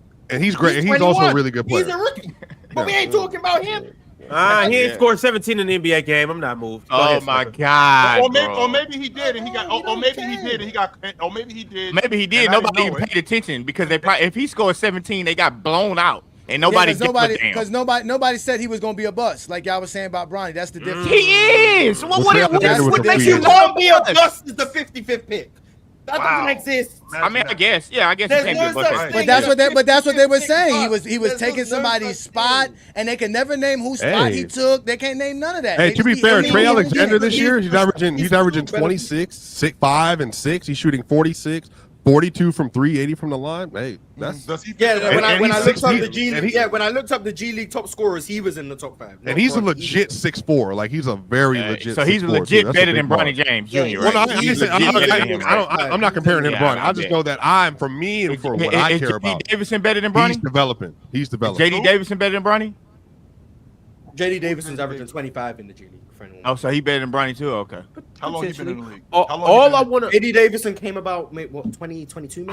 Yeah, he So probably came in the so same. he been Been in around- the been around G about League 3 for years, 3 maybe. years. About Okay, 3 so he's years, been in the G League for 3 years. James, on the other hand, just got there this season, and he's playing the way he playing, developing just like this guy that you just talked about, JD, that's averaging 25 a game. And does he fit the mold? Does James fit the mold? I don't know because he's still developing, but he is You getting do know, better. Chill. You just won't admit it because he's Bronny James Jr. No, I No, don't I think none. No, that's the problem. know. None I of us don't know. He's None of developing. us are I know. watching him I say. know one to thing. know what Nah, he's You doing. don't know that, No, Jordan. I You know don't. one thing. I know. You I've seen. don't know I've that. seen No, guy like you you do not. before. You don't Bro, know that. bro, yes, I do. No, He's you nothing don't. special. No, you He's don't. nothing special. We didn't see this shit before. Why y'all acting like this is a mystery? This call Scooby Doo, call a mystery van. No, we seen this before. This is a regular guy. He's regular. Jordan, here's the thing, though. Here's the thing. I don't know why y'all want to act like it's but a black hole in your heart. But Oh, we no, don't know what Jordan, this gonna be. this is Yeah, an we do. This exception, man though. is 6'1" and not very great at nothing. Jordan, here's the thing. He is an What the hell are you exception talking about? Because he's going to get just check me out. 20 years old. He's going to get an opportunity that nobody Right. else will. But let's just And say you that, know Ron. this, though, Let's Jordan. just You know say this, that, though, though, Ron. too. Yeah, I know you that. know I this, know though, that. too. We've seen Yeah, this. let's just say that, though. We have seen this story a bunch of times. We all know the coach's son that gets the opportunity to play football, Ooh. basketball, baseball. We all You know in that the NBA? coach's son that gets to play, and he's not really all that good, but you're the coach's son, Rivers so I kid get to did start. that. Jordan, what are you talking You about? got your damn mind if you think Doc Rivers did that with Austin Rivers. You out your damn mind, chill. Austin, he was tough. Yeah, Austin was also, What? but Austin was good. Austin was good. What? He Come on, chill. chill. You out of your damn mind. You think Austin Rivers was doing No, that? but he did get a big deal. He got a big deal with the Clippers when nobody else Yeah, did. you might say the contract, but Austin Rivers. But he was a good player. Yeah, he was a good player. Even post Clippers, he was a good player. He was a good player. Good player with the Rockets too. Good player with Denver. You know, for Austin Rivers. And is Bronny? Oh yeah, Dame had him. Yeah, Dame had him. And is Bronny James going to be a good player in the NBA? I don't know. The only games I've watched for Bronny was like that. Chill. And like blown Okay. Let's just be real. And by your answer, this is gonna tell me everything I know that we can end the conversation. What do you think? I think he's going to be a good player. I do. I think he needs to develop. What makes you think that? I don't think that he's ready for the NBA. I think he should have stayed in school. I think that there's things that he needs to work on that he's not there yet. His skill level.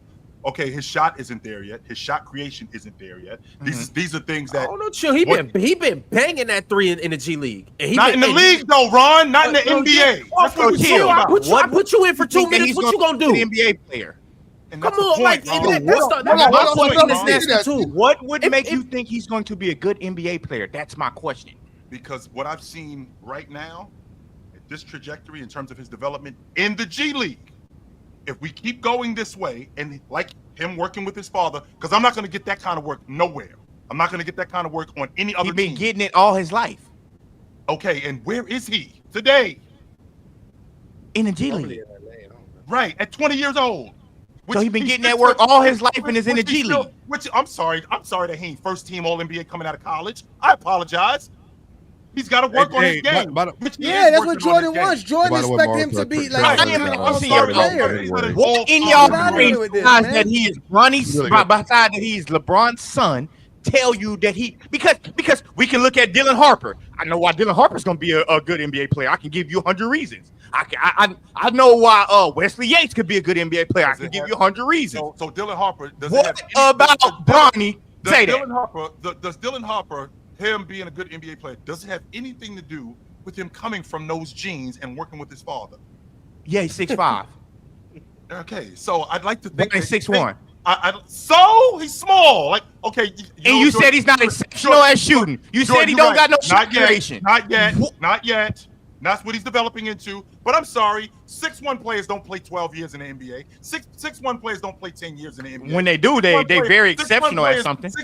Right, and they were exceptional at that as soon as they walked in the door. So Kyle Lowry was exceptional at all of that shit. Kyle Lowry was way better than Bron. Come on, dog. Yes, he was, bro. He wasn't. Kyle Lowry he was not. So what was Kyle Lowry in college? Come on, chill. Chill. You are chill.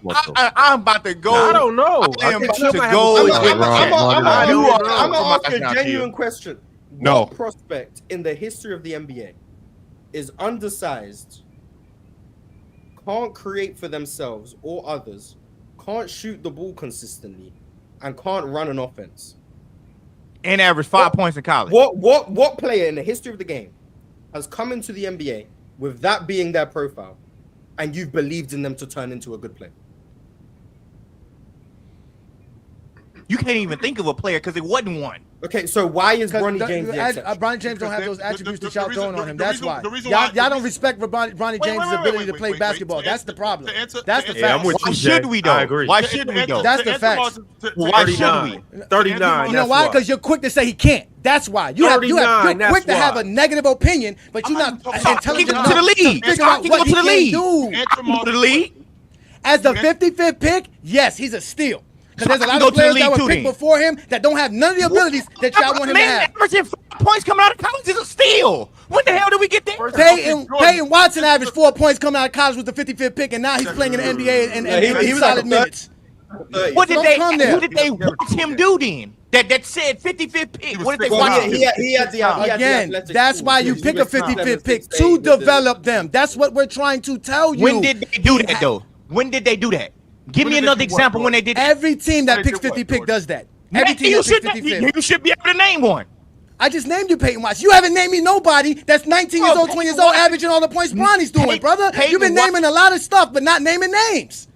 Bro, I told you Kenny Lofton had 40 in the NBA game at 20 years old. He had 40 in the last game of an NBA season, and the man literally wasn't drafted. What did he do in the G League? What did Kenny Lofton do in the G League? Since you know so much about the G League, what did Kenny Lofton do He in the was G League? scoring 50 and 40. What are you talking about? He was averaging 50 and 40 in the G League. That's what he was doing. I said he scored 50 and 40 in the G League. He probably was averaging 30. When did he do it? When did he do it? Did he do it? Wait. Did he do it his rookie season, or did he do it when he was 22, 23 his years rookie old? year was still getting 30 and 40 in the G League. What are you talking about? Kenny Lofton been getting 30 his whole life. What are you talking about? To answer Mars's question, to go Look back up Kenny Lofton's G League to numbers. answer your question, Now all of a sudden you know G League numbers. right. Nigga, I paid attention to the G League probably No, you said didn't. you didn't. You just said you don't. You just said you A don't. lot of G League games. What are you talking about? Okay. I'm paying You attention said to you the don't. G League. You said I'm you saying don't. that Mars's question was Can't not give a answered. no Is what more. I'm saying. Yeah, because they've been yelling at each other for 4 Yes, minutes. Mars, to answer your question, he came out of school too early, so none. He wasn't ready. Now, just for context, Mars, just so we clear, Davion Mitchell was the number 7 pick. Yeah, he was a defensive player of the year. Right, he he was was. a- 100%. He was a national champion. And I just want you to, and Jordan, I'm glad you brought that up. Just so you know, his freshman year in college, he averaged 4 a game. He didn't put his name in the draft. He wasn't ready to go to the league.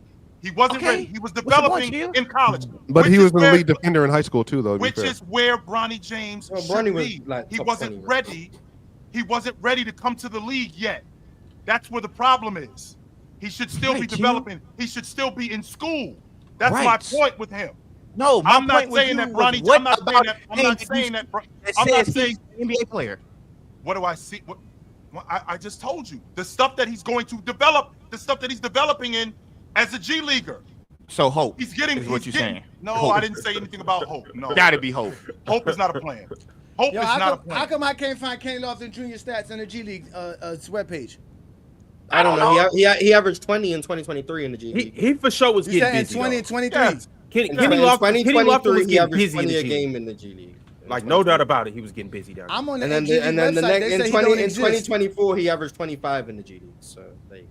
Okay, hold on, wait. You said 2024? And just so we clear, In Aaron, 2024, so last season, he averaged Okay. 25 a game in the G League. All right, and in 9.5 2023 rebounds and 4 assists, okay. if you're interested. He was 22 then. Okay. Yeah, he's And then 22 then. He's 22 now, so yeah, he was early 22 years old.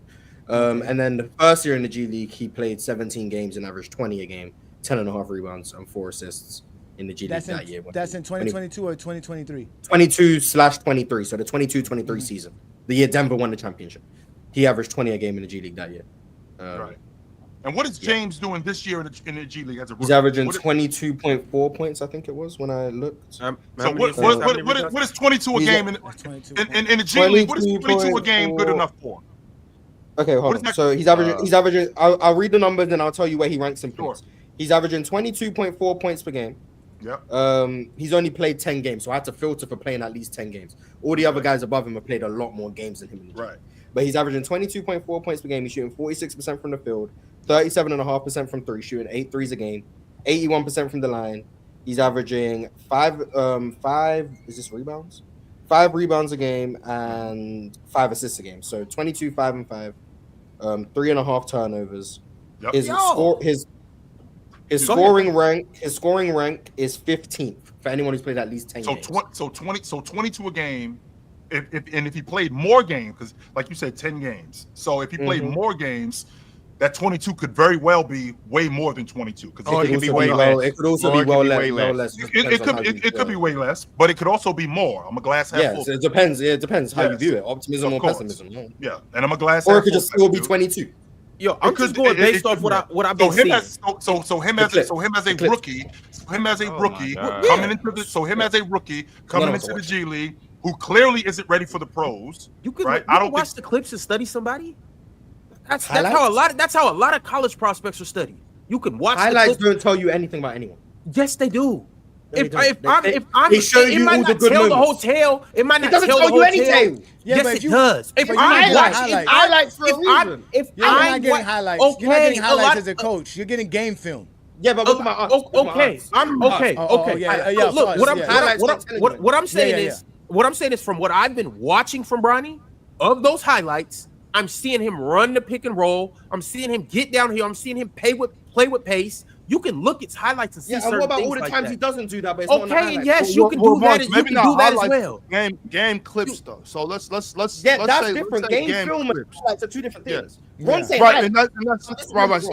If you do watch highlights, you can see some of the things that they're capable of, but you can't judge based strictly off highlights. You would have to go to the game film. That's what. But Depending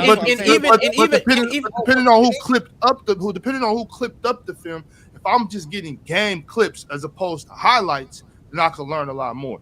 I don't know about the judging solely. A mix of highlights, game clips, and also I've seen Bronny play in the league, so I have seen games. What I'm saying is, what did you see when he played in the league? Based on what I'm seeing, I see some good development. I see some solid decision making. We obviously know Bronny is athletic for his size. He's very athletic. I'm seeing him get to the rim, finish at the rim. He's caught a couple bodies in the G League. Like to me, he has looked good. I'm not comparing him to other players. I'm not comparing him to anything else. So where does this go, Ron? Him. Where does this go, Ron? So where does this go? Where do you think this will go? All I'm going to say, I'm just curious. I'm saying by next year, Bronny James is going to be getting good minutes for the Lakers.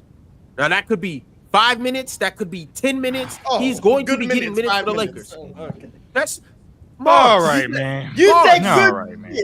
I've never heard someone say, "Oh, good minutes." Second-year player coming from his circumstances, 5 to 10 minutes for Bronny James. That's good time. Wait, I'm just saying. No, now you cool. But when you said good minutes, I thought you meant he was going to be a rotation. All right, whatever you thought from what I'm saying, I just clarified. I said he's going to be getting 5 to 10 minutes for the Lakers. And look, this is what that can mean.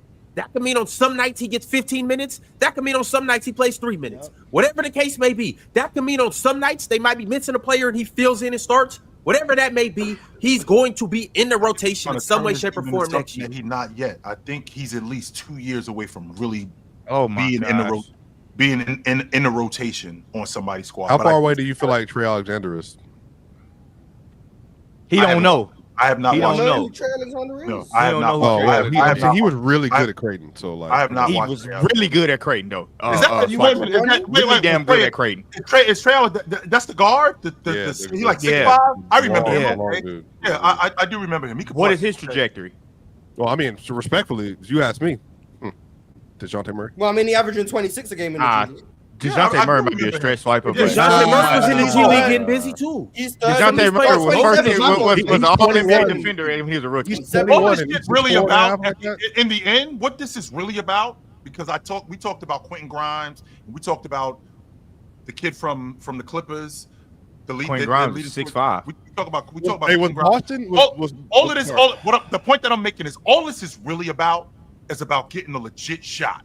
That's really what this is. Because you got a bunch of ballers in the G League. You got a bunch of ballers in the NBA. And if you got a legit shot, we can see a lot of these guys develop into players. James is actually getting a legit shot for whatever reason. Now you're getting an illegitimate shot, but I feel which we know what the reason is for, but he's still getting a legit shot. And I think that I'm going to see him develop into a good player. Now, whether you hate the fact that he's getting a legit shot, because I don't hate it at all. I'm just being real. To be quite honest with you, I don't care. But he is getting a legit shot, and he's going to develop into a good player. Yeah, but I got a question. Why does everybody think it's hate though? Really helping. I think he's at least because 2 years away from really all the top scorers in the G League are all born before 2003. Bronny's born 2004. That's why I keep trying to explain to y'all. Why does that matter, bro? You talking about 1 year difference, because I'm thinking like a GM. That does not matter. Because I'm thinking like a GM. Ain't no way a GM is saying you born in 2003, Bronny born in 2004. I'm gonna take Bronny. It's no way you think that a GM is saying that. When I have a 19 and 20-year-old compared to a 21 and a 22-year-old, a big difference. Yeah, so I got a 6'1" that was born in 2004. That's a 2 years. I got a 6'5" That's born in 2003. 2 years difference. That's a 2 year difference in development, sir. That's the point. It's a 4 years difference in height. What are we talking about? Do you guys think Bronny is better than Mac McClung? Somebody lies. Please, somebody lies. He's a better prospect than McClung. Why would he be a better prospect than Mac McClung? Because Mac McClung's 25 years old. You're not going to get no better with him. Well, Mac McClung get better. was better than what about Mac McClung was 22? Mac McClung's been averaging 20 in the G League since he was a 20-year-old or 21-year-old, whenever he came in. Right. But he's still down there. So is Mac McClung better than Bronny James to you? Or is Bronny James better than Mac McClung? I think Bronny better than Mac. I'm not even. Come on, I think Bronny better. I think Mac Bronny and Mac probably could have been the same players at 20 years old, but when we They wasn't. When how do you know that? What are you going to say? What's the difference? Like Mac McClung coming out of college was Mac better was than him. better at Georgetown and Texas Tech. Texas Tech. Mm-hmm. Mac was better than him in high do school. y'all understand college game does not translate to the professional NBA? Do y'all understand? Yeah. I'm just saying that he was better when make sure y'all understand. He might have been better at college, but as of right now, He's better than him in the NBA too. Though. From what I've been seeing, and the way that I see their games, averaging 25 a game in the G League this year. I don't know what I'm saying is the pace that they play with. That didn't go to college. So let's go through. Let's go through the attributes. Who's a better scorer, Bronny or Mac? Mac. Who's a better passer, Bronny or Mac? I think Mac is better. I don't even think we have to go through this. I think nothing that Bronny does is better than Mac. Zero. Predicate on what? Predicate on stats? I have not watched on stats. I don't know if Matt McClung can shoot 3-pointers. I don't know if Matt McClung could dribble like Bronny James. I don't know that stuff. I'm Bronny James in the G League. That's what this is based on. Not extensive. Yeah. Exactly. You don't have to though. But you don't have to when you've been following Bronny since he was in high school, and obviously if you've been if you like in the basketball space, you've been following Mac when Mac was in high school. You don't have to do all of these. Was Mac All-American? Was Mac All-American? I believe so. Yeah.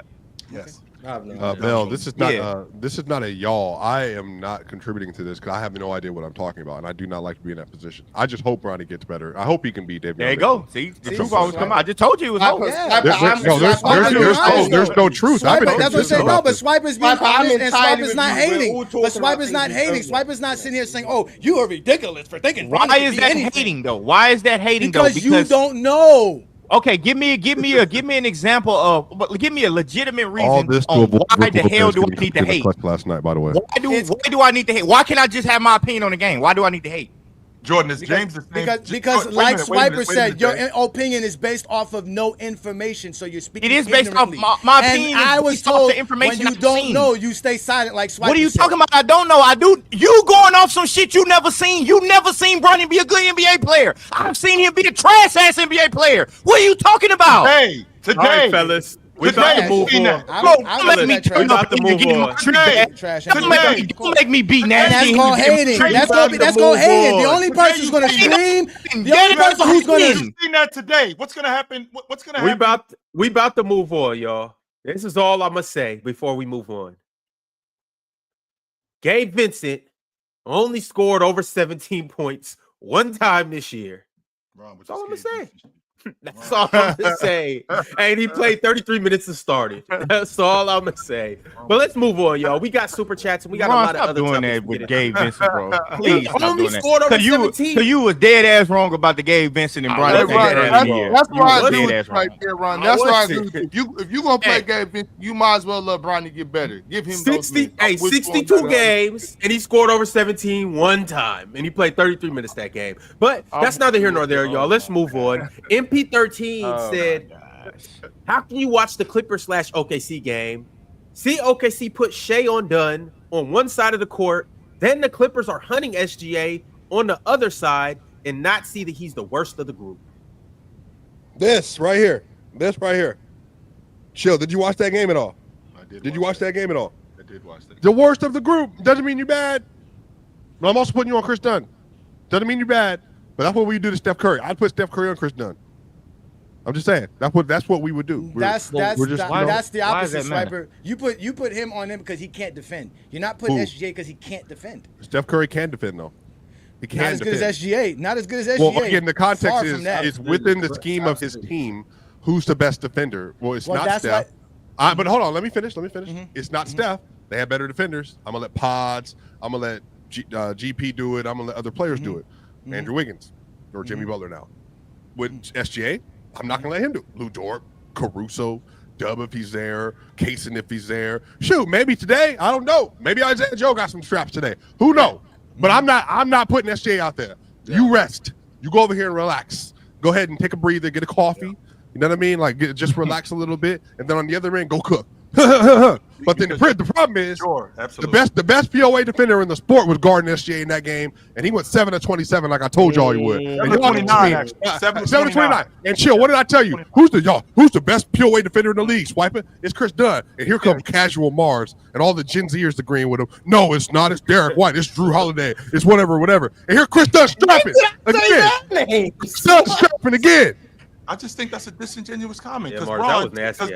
Because to Ron's Ron Dunn is the hell. I mean, Bronny James are putting their best scorer on the best perimeter player. Who's doing that? Huh? We got a dude that's averaging 35 a game. I'm sorry, 33 a game. Is he so now what he's going to do at averaging 33 a game? He's also going to cover James Harden. That's his assignment. He's also going to cover. Wait, so you think the only reason that's what I said? Okay, Chill, you think the only reason Shea isn't a point of attack defender is because of his offensive responsibility? Yes. It's not because he's clearly the worst of the group at doing that. No, it's not the worst because they have other defenders. What that is Alex can do Caruso that. to y'all? When did he get underrated? When did that happen? When did that start happening? Alex Caruso is not underrated. He's overrated. Well, is he better than SGA as on-ball defender? Hey, chill. I agree with you on that one. No, hold on. No, you stay out of this, Jordan. Chill. Is Alex Caruso a better POA defender than SGA? I think Alex Caruso. Swiper, no, he's not. I'm not asking you, Jordan. Chill, go ahead. I think. Oh no, not Swiper. He is. I think Caruso is a better defender than SGA. I don't know if there's 5 on-ball defenders. Is Casey Wallace the better on-ball defender than SGA? SGA is the worst defender that they have over there. Like that's why they do what they do. That's clearly why they do. But somehow you say that and you're the bad guy. Like I don't like. No, that's clearly why they do what they do. I don't know which one of the defenders is he better than? Hold on. Which one is he? I guess it will be really good to have a direct answer. Which one of those defenders is he better than as an on-ball defender to you? None of them. Well, no, don't cut the conversation off, Chill. No, you asked me a question. You asked me a direct question. You got a direct answer. None of them. But you just said that it's not because he's the worst of the group, though. But he does other things as a defender. And on top of him doing other things as a defender, that helps. And he does other things as a defender. On top of that, I average 33 a game. So what team has their leading? Is Anthony Edwards guarding? Yes. He guards Jamal all Murray. night. He guards Jamal Murray. He guards Jamal Murray. He's not that point of attack defender. That's Nikhil and Jaden McDaniel. Yeah, well, respectfully, Right. but Nikhil be getting cooked. So, Anthony Edwards will step in and do it. And far better on defense than SGA. And SGA and SGA will cover Maybe not James far Harden. better. No, he's far better. He's far better. But they were trapping Harden and Kawhi when SGA was single coverage, though. He's not their primary defender. But no, Chill, do you hear what I said? They were trapping on Kawhi and Harden when SGA was a single defender, though. Okay, so you blitz him. But they didn't do that with other players, though. Dort was on an island. Have y'all ever heard protecting your offensive player on defense before? Have y'all No. But that's not why they do what they do. I don't know why y'all. Why are y'all like? I've never heard of protecting one of the great. If this is how y'all defending SGA, you better believe when you get in the playoffs and he's on Luka. I never heard of. You've never heard that before. You've never heard that before. You sure? You sure? I've never. We've all heard it. I just don't know why y'all making a big deal that that's the reason why. Like, I don't get it. No, because it's an illegitimate reason. You're not saying They tried to say that he was one of the best, like he's one of the top defenders, better than Case and better than this. If he's that good of a defender, no, I've never heard of protecting our all league defender. No, I've never heard of that. No, you don't protect the all league defender. Did Michael Jordan get protected? Chill. When have you heard of it? When have you heard of it? Who protected him? Yes. Scottie Pippen. But he wasn't a better guard defender than Michael Jordan. Yes, he was. Scottie Pippen was way better than Michael Jordan as an on-ball defender. So yes, he was. Mike won Defensive Player of the Year on fake stats. So get out of here. There's not one. Ron Harper. Chill. You can stop doing that. And Moncrief is a better defender than Jordan because he got 2 defensive player of the year. That's all we're doing. Nobody's making a point. All we're doing is yelling. I'm making loads of points. To your point, Swiper. Okay. SGA, when he was covering James Harden, they were blitzing. So they just leave Lou Dort on an island with Luka on the regular. They leave him on an island with Luka on the regular. They leave him on an island with Jason Tatum on the regular. They don't blitz ever. That never happens. But when SGA is playing against these guys, they blitz. That's just not true. Well, Jason Tatum, they don't blitz though. The Celtics do not blitz with Jason Tatum. They blitz Luka. Right. Luka. They made a conscious Fellas, effort to do that. okay, so I gotta jump in because we do have to move on. We got a lot to talk about today, and Suns, this is Bucks, our are we there second yet? time. This is our second time getting to this conversation. Before we get to the Suns Bucks, there are two players that are making returns. First off, let's talk about Anthony Davis. He made his return last night. Did y'all get a chance to check this out? Right, did y'all get a chance to see it? And how did y'all feel about AD making his return to the court? I like it. Shout out to that man. He said that no matter what the team is telling me, I'm a player and I want to play. I want to be there for my teammates. And he said it the best, that we've been down to 6 to 8 guys for the last month. It would not be right for me to miss games and not be out there with my teammates. So he did everything Ox wants a player to be. Yeah, he did everything. You got to respect that, because it's I was the first one saying, man, he might as well just hang it up for the season. But with that being said, that's hypocritical, because I don't like the idea of tanking. I like the idea of you compete with what you got. You go and that's what AD's doing. He's standing on his nuts. Me personally, I hate it because we really fighting to hold on to that playoffs, that playing position. You know what I'm saying? So I'm like, yo, AD, chill out for a second. But man, that's part of the game, and that's a part of the game I love, and I love when it gets competitive like this. You know what I'm saying? So I'm proud of AD for suiting up. You know what I'm saying? Kyrie or no Kyrie, I'm happy to see that. I like that too. But Ron, tag me in, Ron, when we start talking about the Lakers losing streak, so I can go ahead and get on my victory lap again. Yeah, we'll get there in a second. Swiper got a game I want to touch on. We'll get there in a second. I do want to say this about the Dallas Mavericks won last night in Brooklyn in the Barclays Center by a score of 120 to 101. Obviously, they play Brooklyn, so that might not be all that impressive. But Anthony Davis played 26 minutes. He went 6 of 9 from the field. He finished with 12 points, 6 rebounds, 3 assists, a steal, and a block.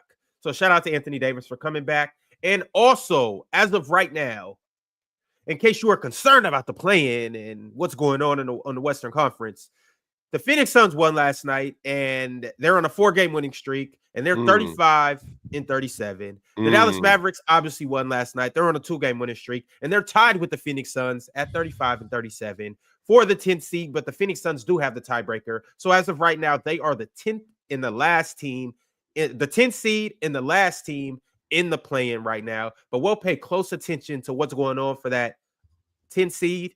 Also, because the Sacramento Kings, they're on a 3-game losing streak, and they're only a half a game ahead of the Phoenix Suns. And yes, they play Oklahoma City tonight, so it might get ugly for the Sacramento Kings, but we'll see. After what we just did to Memphis and Cleveland, I ain't worried about them. You gotta be scared of them. Man, shout out to Kai Jones, by the way, with the Kai Jones be hooping, bro. He just Cleveland skilled as hell, bro. He can leap like he can play. And when he gets under the block, I was just like, golly, bro. Like, bro, he's skilled, bro. He can shoot too, bro. He can shoot. Bro. He got game, bro. He just up here. Like sometimes it start tripping up here, but he got game. I think if you can deal with all that, I think I'm so sick of them having so many bigs. Though Mavericks got too many centers. No, they need to go ahead and give up. They got all of them hurt. They had to, because all of the guys were out of the lineup. Which ones they? But next year, but Anthony Davis, Kai Jones, Gafford, and Lively, that's a lot. All right, fellas. Also, Jimmy Butler will be making his return to South Beach tonight. Will this be a vengeance game or will it not be? I hope Hami Haki guard him. You know, Jimmy. You know how Jimmy Butler coming. He not. I don't know if he's gonna play outside of his game or anything like that, but I know he's definitely gonna be in kill mode though. I don't know. Jimmy might take it relax on them. Jimmy might take it relax. Why would Jimmy take it relax? Jimmy's not relaxing. How do y'all not know who Jimmy Butler is? He's not relaxing tonight. Yeah, but sometimes he like being petty. He just gonna chill in the game and just Andrew Wiggins playing. He gonna turn up on Andrew Wiggins' ass. He gonna prove a point. He gonna turn up on Andrew Wiggins' ass. He gonna prove a point and talk shit like how he did. Tobias Harris, you chose him over me. It's gonna be one of them type. So how many points do he score tonight? It's also gonna depend on the crowd as well, because because down here, half of Miami is disappointed that we lost Jimmy. The other half is elated and like finally got rid of him. So it depends on the crowd. If the crowd goes there and the people who are happy that he's gone are there more than the other folks, then it might really turn Jimmy up. Like you said. What's y'all arena called again? The Kaseya Center. The Kaseya. If let Jimmy Butler hear one boo in that Kaseya Center before that game starts, and I guarantee they're gonna pay for it. I'm gonna have my Jimmy Butler. The Miami Heat gonna pay for that. If he hear one boo in that Kaseya Center, it's gonna be some smoke in the city. And you know what? The thing about Jimmy Butler don't gotta score 40, 30 to make you feel bad about yourself. So many other ways. Jimmy Butler could demoralize you and score 19, 21 points. But if you get on that time like how he was doing Drew Holiday, we seen Jimmy get like that. I was about to ask you, Ox. Over under on 18, Ox. Over. How much over? What are we looking at? Over under on 20. I'm gonna go around 25, 26. I'm gonna go 29, 8, and 7 tonight. Yikes. Why not just go 30? Yeah, I was about to say that. Nah, because I've seen enough of Jimmy to know just like Ox said, he's good enough to just get the win, just to be enough to win. Man, they about to blow the Heat ass out. They about to beat the Heat ass by probably like 28. Steph Curry's Curry, hurt, right? Is Curry in the line? I don't think so. Jimmy gonna need Steph. He gonna walk in that Kaseya Center and be like, I'm knocking all this shit over. They were already down here playing dominoes with the Cubans already, man. It's a wrap for us, man. Like I said, I'm one of the Miami Heat fans that are hurt by Jimmy being traded away. So, yeah, it's going to be one of those emotional nights for the Heat and the players. Who knows how they respond to it. The Heat are definitely tanking. I don't know what we're doing, but we definitely not trying to win. I definitely think you're trying to win. I just don't think you're that good. That's the problem. That's the biggest problem.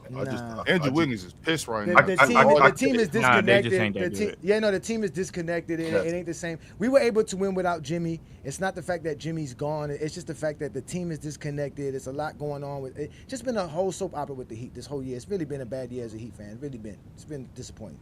So it sounds to me like you're gonna end up with a lottery pick. So maybe not making the playoffs is a good thing. That's what it sounds like.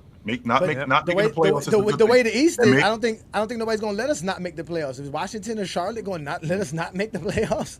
So who is so as of right now, you in the 10th spot, and yes, Toronto is 5.5 games back, so they're not making it. So you're probably gonna make the playoff.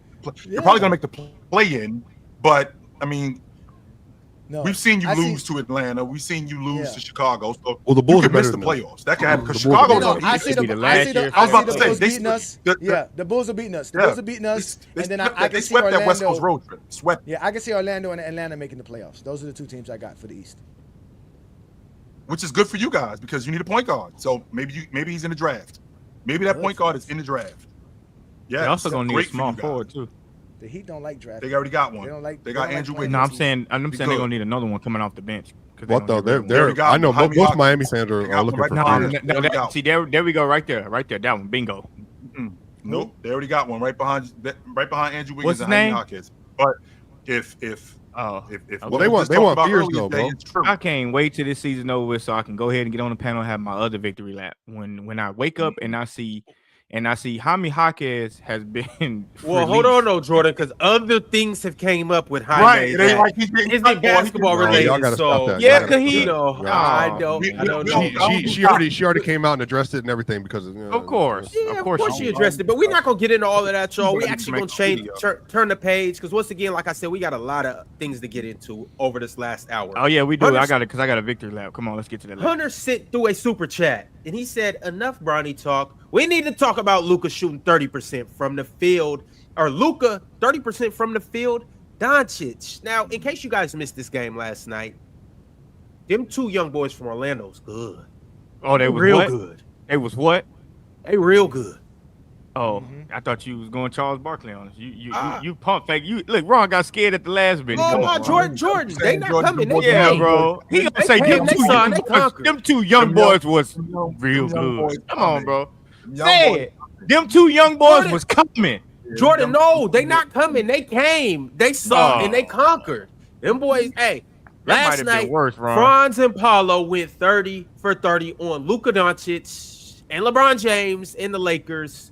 and they beat them by a score of 118 to 106. Fellas, talk to me about this game. And they lost scandalous Lakers. And the Lakers are on a 4-game losing streak. 3 games. Hey man, I guess I'm just back, and I'm just gonna say what I talked about last time. The Lakers got some things they got to figure out. Didn't I say that? Yes, you did. Oh, what do you mean they got to figure it out? What do you mean they got to figure out? They winning. Oh, they winning. Is the honeymoon over, Jordan? Is that what you're trying to tell us?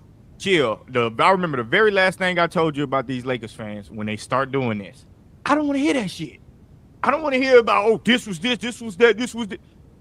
Bottom line, I saw it when I watched it. I said, it's no way they're going to keep doing this and then it's going to keep working. They got to figure some things out. I'm not saying it won't work over time, but they got to figure out what it is that can make them more efficient on offense, or what it is that can give them to make Luka Doncic stop shooting 30%. Tell you that. Luka's You got to figure it out. Yeah, Luka's shot selection has always been what it is, but it's a little different when you got Go James over there that can handle the ball just like him. I just feel like Luka need to come off the ball. That's what he need to do. No, he that's don't. what I was. That's what I was saying. No, he don't. Somebody got to come off the ball. But he can tone his game down a little bit. We've seen all LeBron went to South Beach and toned his game down a little bit. We've seen all stars do that. Like, I'm not saying Luka just sit in the corner all game. I'm not saying that's Luka not what he do. But what is LeBron supposed to do? I'm not saying Luka don't shoot your step backs. I'm just saying I think LeBron James should have the ball in his hands a little bit more, and Luka should have a little bit less. But my thing is, what is Luka gonna do off the ball, Ron? What is Luka gonna do off the ball? James can create shots. Luka can catch James can create shots. LeBron catches and shoots. The same way I don't know how long Luka. Somebody been creating shots for Luka though. Nobody's been creating shots for Luka since he came in the NBA. And Luka LeBron James can do that. They have. They've been creating shots for each other. Kyrie Irving and Jalen Brunson created shots for him. I don't think nobody created shots for Luka. I think Luka just let Kyrie cook, and when Luka get the ball, he cooked. That's not nobody. That's not his game. That where you're right, but since they've been winning here in the Lakers, that's not how it's been. They've actually been getting the ball to Luka. He's been having shots that he's never seen before. He's been wide open, like he said. I've never been this open before. The difference with the Lakers and the problem that they're having is, again, one, they're not a great rebounding team. They were never really a good rebounding team. So those shots that you see Luka, LeBron, and Austin Reeves take, those 30-footers, those 27-footers, are starting to hurt them because teams are keeping LeBron, Luka, and Austin from penetrating, which is where the Lakers' offense is at. Even on the screen and rolls, they're playing good defense against the Lakers, and that's really the issue right now. But you're right, it is their offense. The Lakers' offense, since they got Luka, hasn't been great. And actually, in the last 15, when I said it, in the last 15, they're 18th in effective field goal percentage in the last 15 games, and then they have the 19th best offense last 15 games too. Their defense has been much better since they got Luka than their offense so far. But when I said it, I was a hater though. But when I saw it, even when they was winning, I said this. I said, y'all gonna be fooled because they winning games right now. I said, but I can look at this offense and say it's probably gonna be a problem. But I'm a hater. It's not a problem. I'm a hater. It's not a problem. Why is it not a problem? Their defense has been 18th the last 15 because games. In reality, you're not going to have too many people who can stand in front of LeBron, Luka, and Austin, right? So you're not going to have too many games. You're going to have teams playing that well. Plus, if the Lakers role players start hitting their shots, if DFS starts hitting his shots, Ruby starts hitting his shots, they all get back into rhythm, it's going to be harder to guard the Lakers once those guys are hitting their shots. What if they don't, though? Huh? Well, what if they don't hit their shot? That's going to be the problem. But that has nothing to do with schematic or what a team is doing or not working. Eventually, Ruby hits his shots are those guys not hitting their shot? 38% clips. Huh? No. Well, why is Luka shooting? Why is Luka shooting what he's shooting? Why did Luka shoot 30%? Luka's averaging over 30 points, shooting over 50%, like 40% for the whole month of March. He's having a couple of bad games. Yeah, and that's who Luka has always been. Luka has always been a tough shot taker. He's always been that. It's not like we're gonna sit here and talk about Luka now. All of a sudden, he played for the Lakers, so now he's gonna stop being a tough shot taker. He's always been that. I just tell you my problem. I just tell you my problem. What I think is, and I said this a while back. LeBron and Luka are the same players.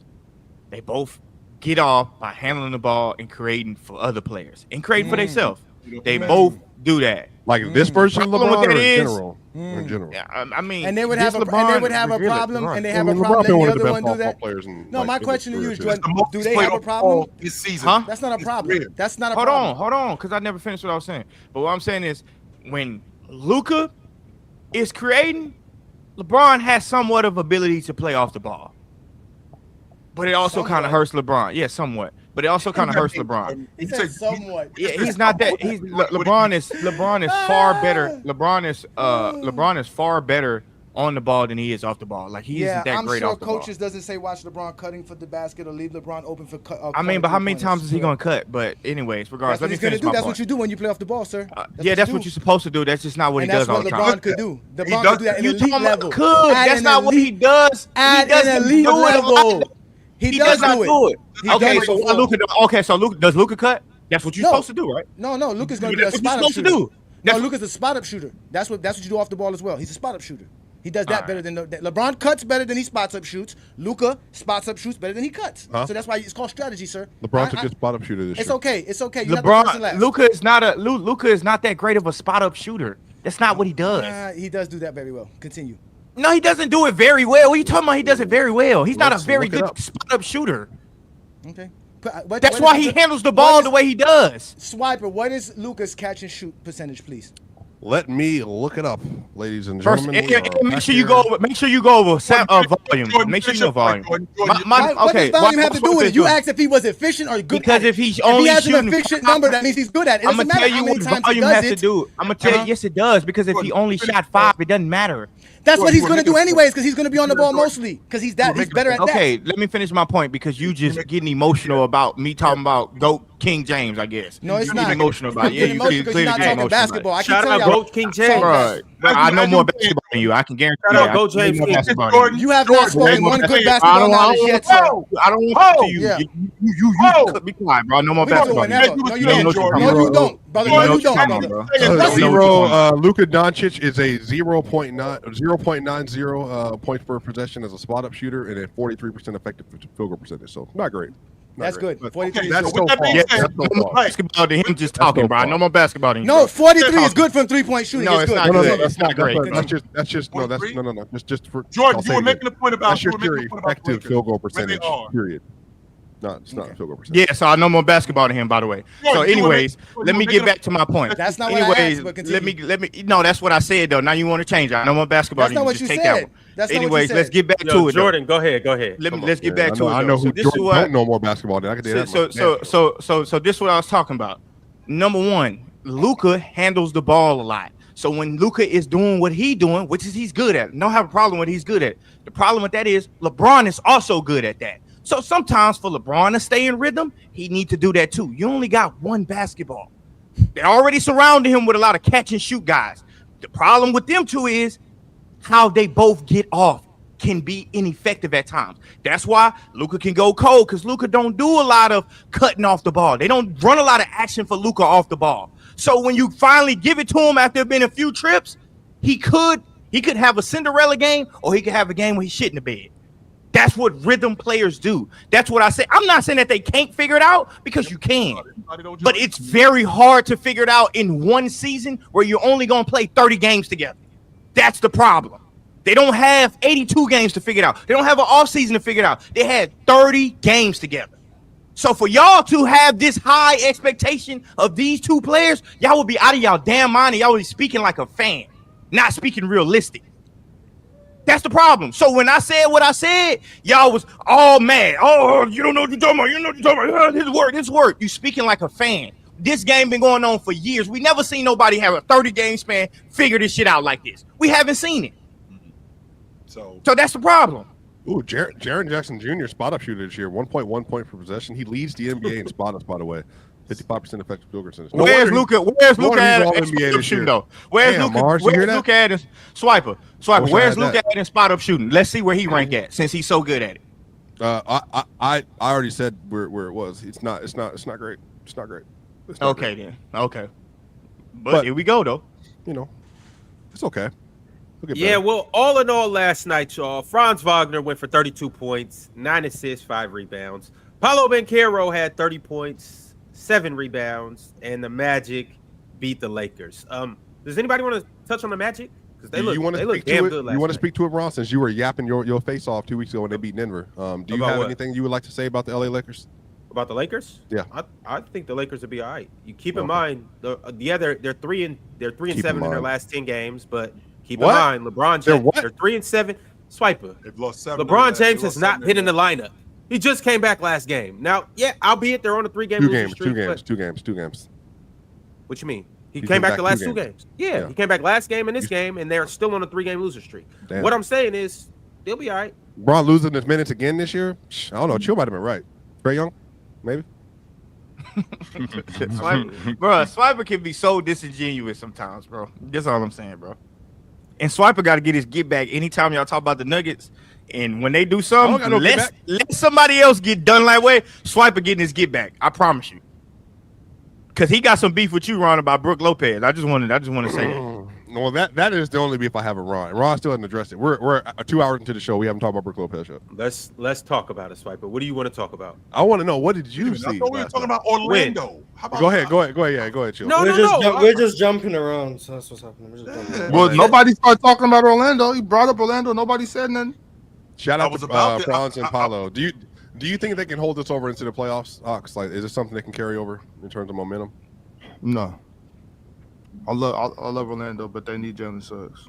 They'll play. I think they can beat the Hawks in the first round or in the first round of the play-in. Like in the play-in? Yeah. Sure. They could beat any of those teams. Yeah. I'm talking about like really make something happen though. Can they get 2 games off of Boston? I don't know. They're not going to win the series, so it don't matter if they get 3 games off of Boston. They're not beating Boston. You know what I'm saying? What's up, Chill? With Jalen Suggs though, I was really high on Orlando. I think they're gonna make something happen this year. Chill. I thought Paulo's shot selection was a lot better last night, more than anything. Watching Paulo, I thought his shot selection was a lot better last night than it's been in the past. I think that's the separator with him becoming a top 10 player in the game. Like once he figures out what spots to be on the floor, where he's the most effective, I feel like once he does that, I feel like he's going to be so much better. And I still have to give Franz way more credit. There's not a lot of guys who can stay in front of him. There's not a lot of guys who can stay in front of him, especially in transition. And I keep forgetting that he's 6'10". I keep forgetting that he's that big. So the fact that he's as big as he is and he gets downhill like he did, I mean, I felt like he had his way last night getting to the rim with that Laker interior defense. So I feel like with Orlando, had they not had the injuries that they had, we'd be talking a lot differently about them than we do right now. Way different. But Paulo, by the way, I think he's second in the NBA in scoring since the All-Star break, averaging 29. Going crazy since the All-Star break. 4.2. So MTL might have had some, 48% from the field, 37 from 3 on 6 attempts a game, 80% from the line. That's really good. We're back on first 5 games of the season, Paulo. Yeah, but we're triple the sample size, so Mars. Think about that. Yeah, in last 5 games, speaking of 5 games, Mars, Paulo, 43 points, 24 points, 31 points, and 30 and 30 in the last 2 games. So Paulo has been getting to it. I think it's been that game against the Rockets was like the emptiest 31. This side of Jalen Green's 30 against Denver, like it was. But I also think Mars and Chill's got some. I think Mars and Chill got some. They all been saying this since the beginning of the season. Like Mars' biggest thing was the shot diet Paulo was on. He was on a hefty shot diet that was crazy. That just wasn't good for him. So, like Chill said, when he get into his spots and he taking the right shots, he good as hell. His problem is when he start doing spins and he start doing too much. Like it's like, bro, why are you doing that? Get to something else. And he got so much size and so much skill that he can get away with it sometimes. So, like my argument with Jalen Green at the beginning of the year was that, but Jalen Green isn't 6'10", 6'9". Paulo is 6'10", 250? So he can 6'8", he can get away with it a little bit more. He built like a middle linebacker for real. He built like a truck. Like, bro. So like his first game in the NBA, I was like, yeah, this man. This how y'all know y'all. This how I know y'all don't know. We're exaggerating. He ain't built like no inside. He built like a DN. That's Mario Williams out there. Yeah. Bro, I saw him in high school. Bro, I saw him in high school, and I was like, God damn, it's a grown ass man, bro. He kicking NBA players' ass when he was in high school, bro. And I'm like, I told my homeboy, I said, bro, he gonna be a number 1 pick. I was like, it's not even like close. Like, he number 1 pick for sure.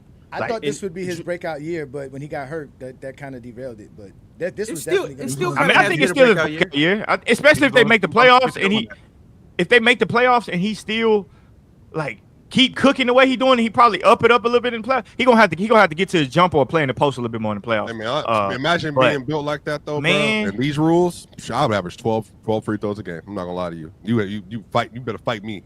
That's what he was doing. They just gonna make you miss the layup. Nah, yeah, but you gonna foul me though. To that, you better though. believe. The refs adjust to that. Once they see that you're really that physical presence, like he is, and they start letting the teams be more physical with you, and they stop calling calls for you as much. You know what I'm saying? Like they did Shaq, like they do. No, I'm foul baiting. I'm not even lying. I'm foul baiting. Well, I mean, some people say they don't like the idea. As soon as you put your arm out, chill. As soon as you put your arm. No, only James Harden can do that, bro. Only James Harden can do that. No, SGA does it all the time. Stop it. No, SGA fouls is totally different. SGA just like was a rule against lean that. and it be like foul. I be Yes, like, Y'all just do it too, to be fair. Y'all just do it too, to be fair. It is, Jay. It's called flopping. Yes, it is. yeah, SGA don't do nothing with his arms. SGA just be like, no, you can't do that with the rip. You can't do But the ripping to your point, Ron, about Paolo, he reminds me. I'm sure you've heard me say this before, but he reminds me a lot of Antoine Walker, except a better athlete. That's who I see when I watch. Not Carmelo. No. The way he handles it, the way he handles it, his shot selection once he gets better. That's who he reminds me of a lot. That's what I saw. Man, Antoine Walker had maybe the worst shot selection I've ever seen. Yes. Shout out to Twan. Antoine was a killer though. I think Paulo is more mellow, bro. I think once his shot selection improves, and I do think he could be better on the glass. I think he could be a double-digit rebounder. I think he could be that good. I think once he's, I think he'd be a double-digit rebounder too. I think once he's there, I think he could be a better version of what Antoine Walker was.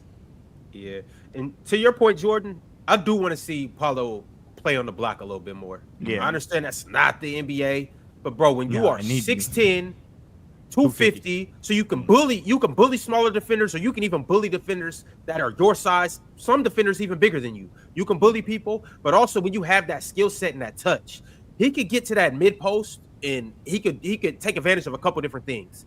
And it's very few people that can do this. Speaking of Carmelo, it's very few people that can out quick you when I have you in the post, just catch it and just blow by you. There's very few people that, okay, if I don't want to out quick you, I could just bully you. But then it's also very few people that can out skill you in the mid post and on the block too. He can take advantage of all three of those things. Now, I'm not saying don't eat on the perimeter. I'm not saying don't shoot, but Paulo can he can score 10 points a game on the block. Ron, I also think Paulo can take a little piece out of Jimmy Butler's book. Just by being a little bit more patient. Like, I think he need to be a little bit more patient when he got the ball. Like, he be on go too fast sometimes. Is that because he's young? It got to be because he's young. It's got to be because he's young. Bro, Jimmy, one thing that's very underrated about Jimmy Butler's game, bro, is how patient he is, bro. Like, Jimmy get the ball in the post, and he'll face up, and he's like, at the last second, he hit you with a quick jab, and now you all balance, and it's like, Paulo can take that out of his game, and I think he'll be a better passer. I think the game will flow better to him. I think sometimes he try to go take the game instead of letting the game just flow and get his within the flow of the game. And I think it's time for him to be a killer. It's not the first quarter, though.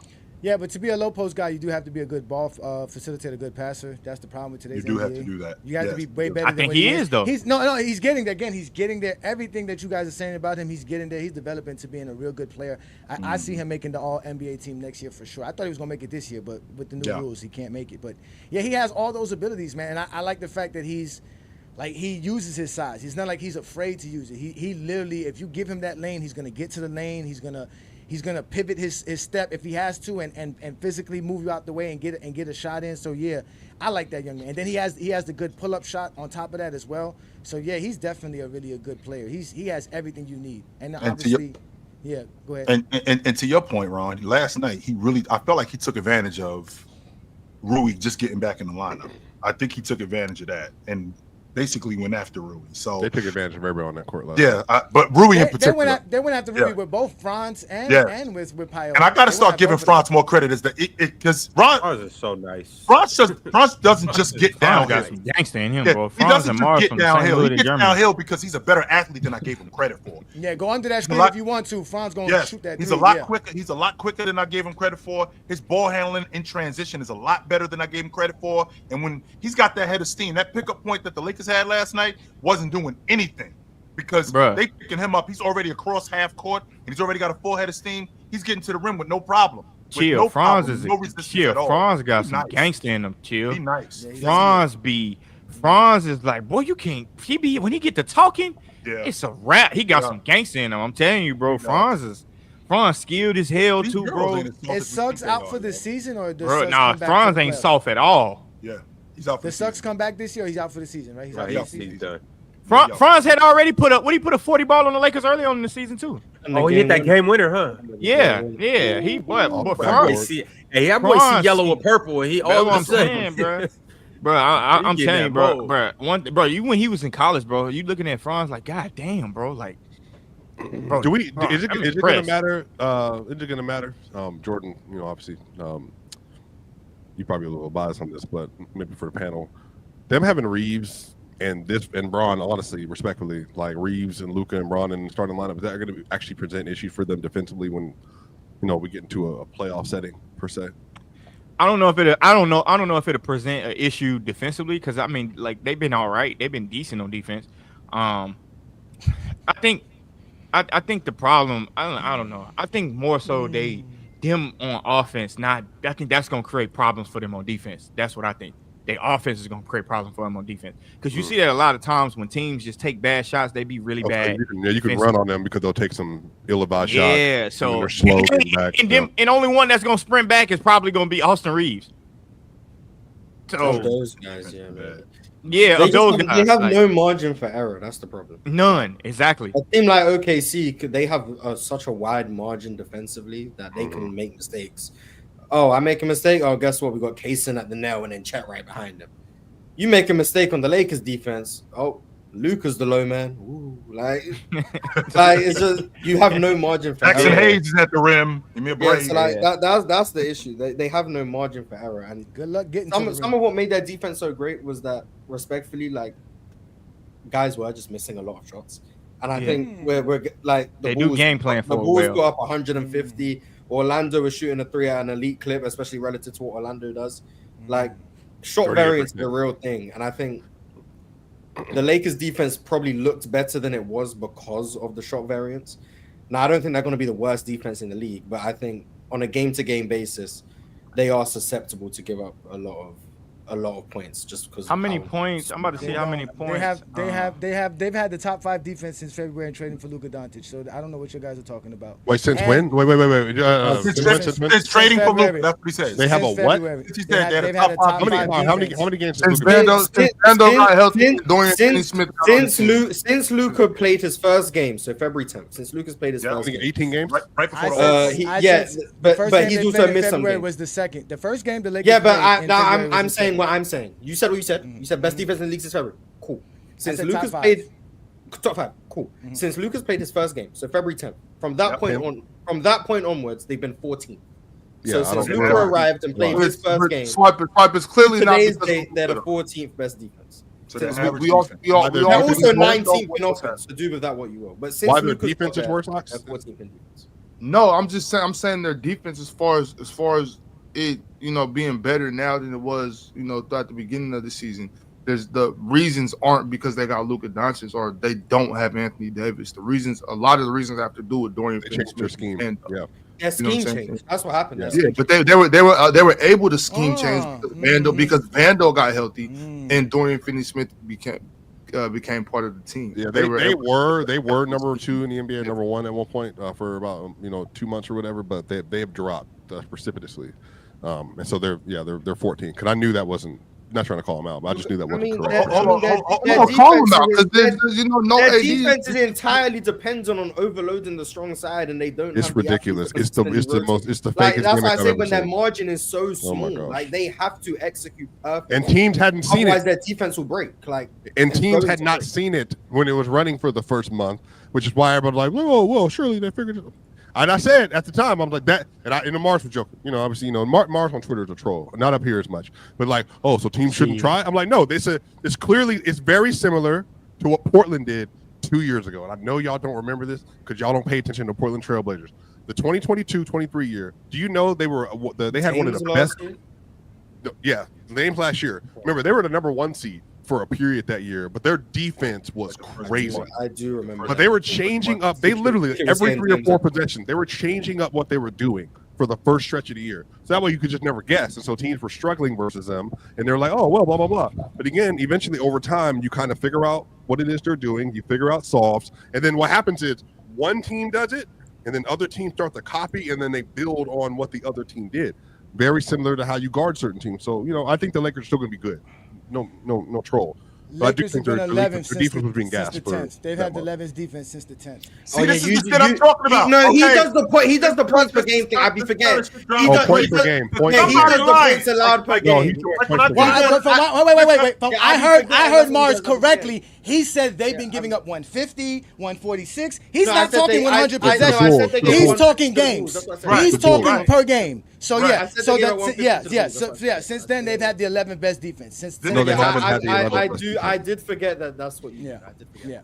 Well, who has the number one defense then on points per game over there? Well, all right. Well, as between that stretch between the 10th, it's Boston, and that's only between the 10th. But if we go by what's the league best, I think the league best is about 105 points per game in general.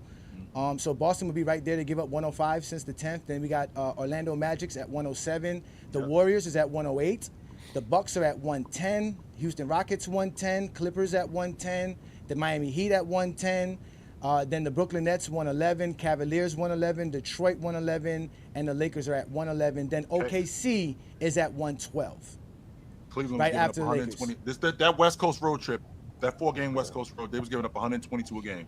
And Luka Doncic shoots 37 or 38%. Damn, sure, they came to West Coast and got some gas last year, and he shoots 34 this year. Yeah, I forgot he does that. Yeah. Yes.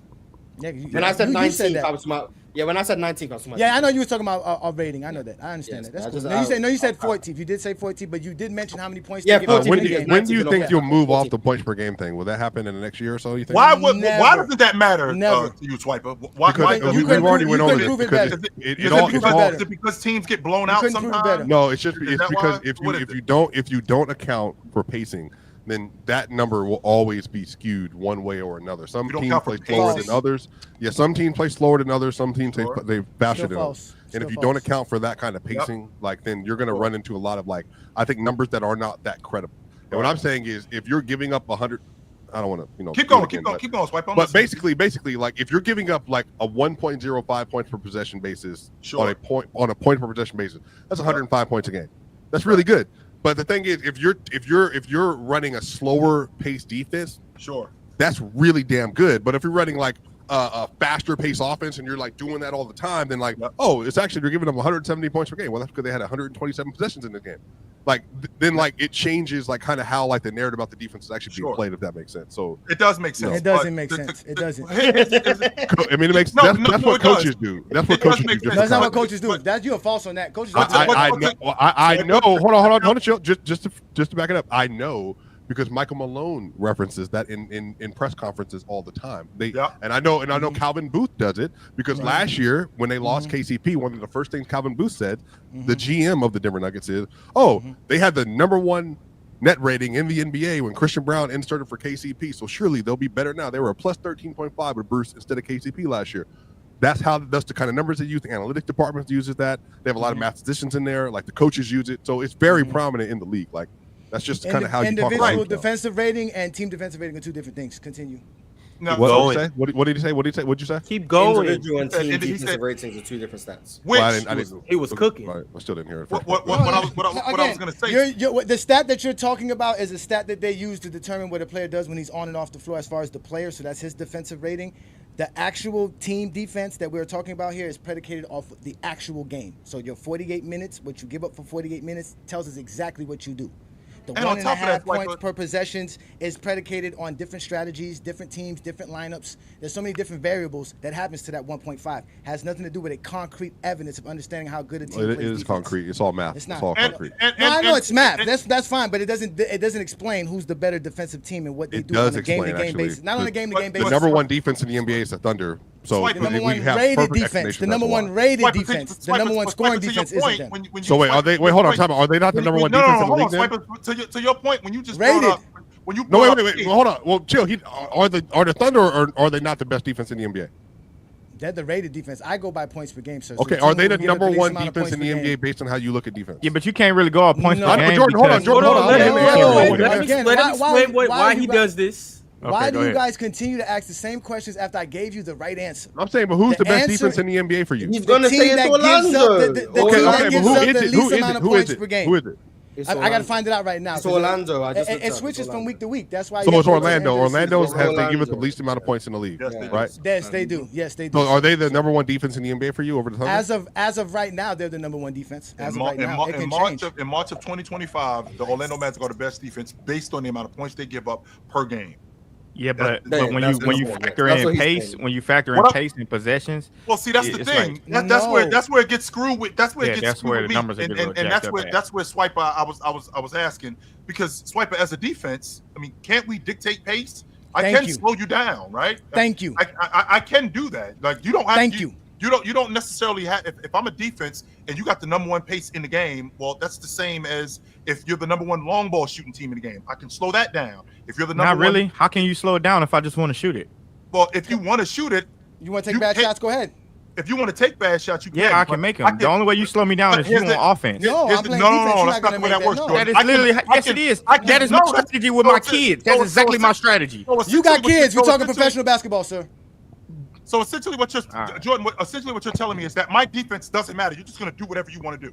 That's essentially what you're saying. No, Yeah. this is the This is why only we can't way talk that you, defense on PC. this is the only way you can slow down a fast-paced offense. When you get the ball on offense, you have to slow Hell down. no, I don't want to do that. false. That's crazy. Let me, oh wait, let me That show is you how you. literally Oh, wait, the only way you can slow them down. I'm going to explain it to you. If you were watching the How Laker can game you last slow them night, down if you don't have if the you ball? were if you were watching the game What do you last think night, it takes let me ball? answer, Jordan. If you're going to ask the question, you got to leave people an opportunity to answer. If you watched the Laker game last night, one of the things that the Orlando Magic schematic team was doing was actually pressuring the Laker on defense. On What the does ball. that do? That slows Slow you them down. down. That No, means it now. doesn't. When you wait, pressure them, listen, it speeds let them me, up. No, let me continue, speeds sir. you up. Now, instead of you starting your set with 18 seconds y'all on the just shot, making stuff up. Y'all just making stuff up, you're bro. never gonna let nobody. Exactly. That's what Zesty Jeffries do. We don't do that in Go James Kingdom. We talk basketball, and you're gonna sit here and listen Jeffries. because you're not gonna talk basketball. Get Again, him. when You you don't- you start your don't know what you're possession, talking about. when Get you him. start Talking about. when you start your set at 18 seconds, it is faster pace. But if you're starting it at 12, If I don't want to run a set, then you're not playing basketball, sir. That's 7th grade knowledge. Come on, man. The NFL, I mean, the What are you NBA talking runs about? sets. The First NBA of all, runs sets. There's no they coach don't that run says it go out every there. time. Here's They the don't ball, run it sir, every and go out time. there and do whatever you want to do. what are you Come on, man. talking? I told you you can talk First of all- basketball with me, and you're getting First of exposed all- by the first of exposure. all, Unless we disagree. First of all, this is exactly where you're wrong because you don't know what you're talking about. Number one, when you pressure somebody, it's not to slow them down. Green was Yes, it is, sir. It is to slow them down. Hold It's so on, because this bozo don't know what he's talking about. When you pressure somebody, you speed them up. That don't slow them down. In what area do that Jalen slow Green. somebody down? I'm gonna pressure you. I'm gonna slow down. What area does that do that? I'm going to pressure you to let you go past me. That's what I'm doing. I'm pressuring So you to slow why you would you- down. You have to walk the ball What up the the floor. hell are you It's talking called- about? it's Bro, called- you are it's a called- bad wait, amateur at this Jordan, shit, bro. You are a bad Jordan, amateur. It's Jordan, right there. listen, Yo, it's no, called- it's in the Ron, middle Ron, right let it there. go. It's about what type of Let it pressure go. Let it go, you put Ron. on. Good eat. What? It's All called right, walking the ball up the floor. Yes, Something that but hold on, Stockton hold took on, advantage hold on, of. Wait, real quick. Let me.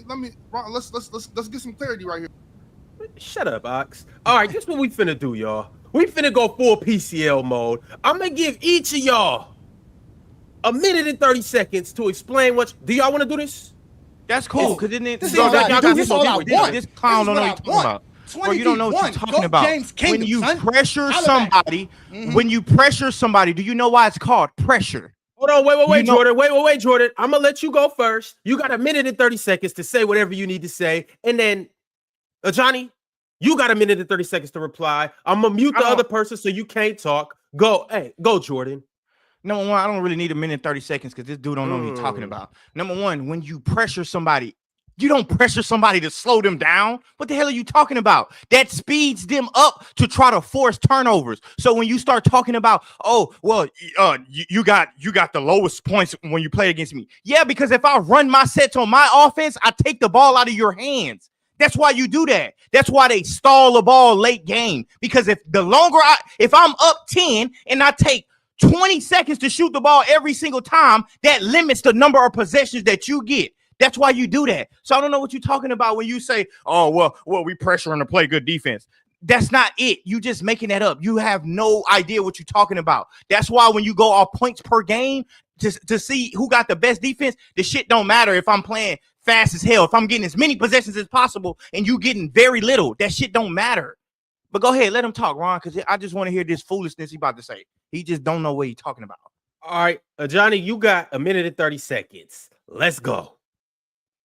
Again, that is completely false. You pressure the ball to put pressure on the ball carrier. You don't let the ball carrier get past you. So when you're putting pressure on him, he has to walk the ball up the floor. That's why you apply pressure. That's why you play full court pressure. So now, as I stated before, you are dictating the pace. Because instead of you getting your shot off within 10 to 12 seconds, which we all know the 7-second offense was predicated on that, hurrying up and getting down the court to get a shot off within 7 seconds, that makes it a faster pace. But if I'm playing great defense, like Chilltown says, and dictating the pace, I'm going to slow you down like the Orlando Magic did the Los Angeles Lakers last night by pressuring Austin Reeves, by pressing him off the ball, off the inbounds, so that now the Lakers offense doesn't start with 18 seconds on the clock. It starts with 12, 10 seconds. Make it harder for you to get into your sets. Make it harder for you to do what you have to do, which eventually slows the game down. So as we stated before, pace is dictated by great defense or great offense. You don't know that because you are coaching 7th graders. You don't have no idea what you're talking about, sir. You pressure players not to speed up the game. You already got professional point guards that know how to speed up the game when they want to or not. And if you can't guard somebody 90 feet, they're going to blow right past you and you're not playing good defense. So when you do pressure them, it's to stay in front of them and slow them down. So you're not speeding up anything, sir, by pressing somebody. You only press them to force them into a turnover because, 1, they can't dribble up the floor, or 2, to slow them down. That's why you... Johnny, wait. I got to mute you. Your time is up. Jordan, bro, you have a Ron, minute and 30 seconds to reply. Hold on, Bron. Take us both off mute because this clown just be saying anything. Oh, y'all with the 3-minute round? Number one, bro. When you why don't you think teams run full court presses in the NBA? Because they just break the shit and score in probably 8 seconds if they could. That's why they don't do that. You just talking, bro. You don't know basketball. You know feelings. You're a fan. I don't give a shit about the game. I'm not a fan. I know the game. You don't know the game. That's why you just talking. That's why you keep just making shit up. So you can walk the ball up the court with pressure. No, the hell you can't. Who the hell does that? So if I send Kawhi Leonard at you to pressure you full court, you gonna walk it up? You'll be out your damn mind. That's not what they do. The only way you can stop a fast-paced team like that is you have to take care of the ball on offense. What you do on defense don't really determine their pace. It doesn't, because they have their system in mind, like they call it a 7-second system. That's why they do that. It's not about what you do on defense. It's about what they want to do on offense. So Johnny, the only way you can stop muted, them, by the way. the only way you can stop them, no, it's okay. The only way you can stop them is if you take care of the ball on offense and limit turnovers. That's the only way. It ain't got nothing to do with I pressure them. You'll be out your damn mind. You don't know what you're talking about. It's kind of hard arguing basketball. Like at this point, this ain't no debate. You a fan. You not know basketball. The 1991 NBA Finals, the Bulls strategy, and the 19. You don't know nothing about what you're talking about. Jordan, let him talk. Just not let nobody talk. I don't even know why we doing this. This is a bozo. Why we doing this? Because you're getting exposed. Because you're getting exposed by the exposer, sir. Bozo, bro. Let me know when it's my turn, sir. Let me know. Cornball, bro. You is a bozo. I don't know why we doing this. All right, y'all. It looks like the PCO on the panel has fallen apart. Let me know, because I told you this right now. In 1991 NBA Finals, that was the Bulls' strategy to slow Magic down. Was full court press him, half court trap him, and that led to the Lakers' offense running late out of their sets. Because that's called defense, sir. You know nothing of defense. Right, bro, I keep coming and educating. No, I've been had this. You ain't giving me nothing, brother. You want me? Okay, great. Holla at me, sir. Go James Kingdom. Hey, Johnny the Exposer. I don't run from none of you zesty Jeffries. All right.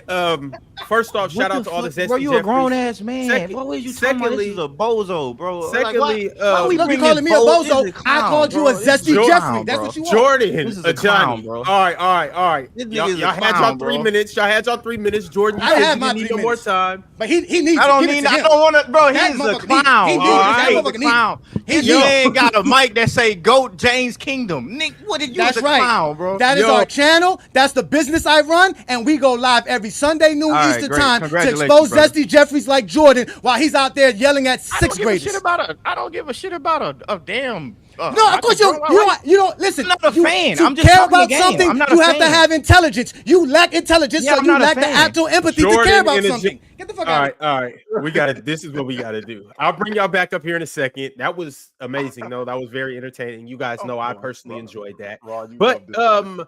Ron loves it. in case you Ron, guys I'm don't an know, instigator. there will be more PCL action that you guys can catch this Sunday. These will be the matchups, 5 big time matchups, the Sweet 16 of the PCL. We all will be competing for $5,000, bragging rights, and of course, Mars will be coming off that PCL belt. Hand over the belt, Mars.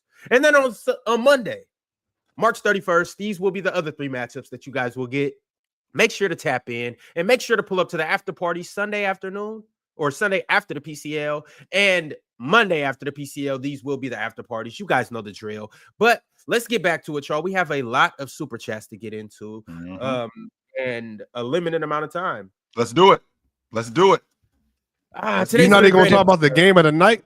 Dang, bro. That's He crazy. he talking about Chicago going into Denver and putting a whooping on that ass. That's what he talking that about. game. I mean, that's the game of the night. is that the game of the night? I mean, I Jokic thought not so. going No, to he, go. he, We can talk about it. he talking about Milwaukee and Phoenix and It was the game of the night.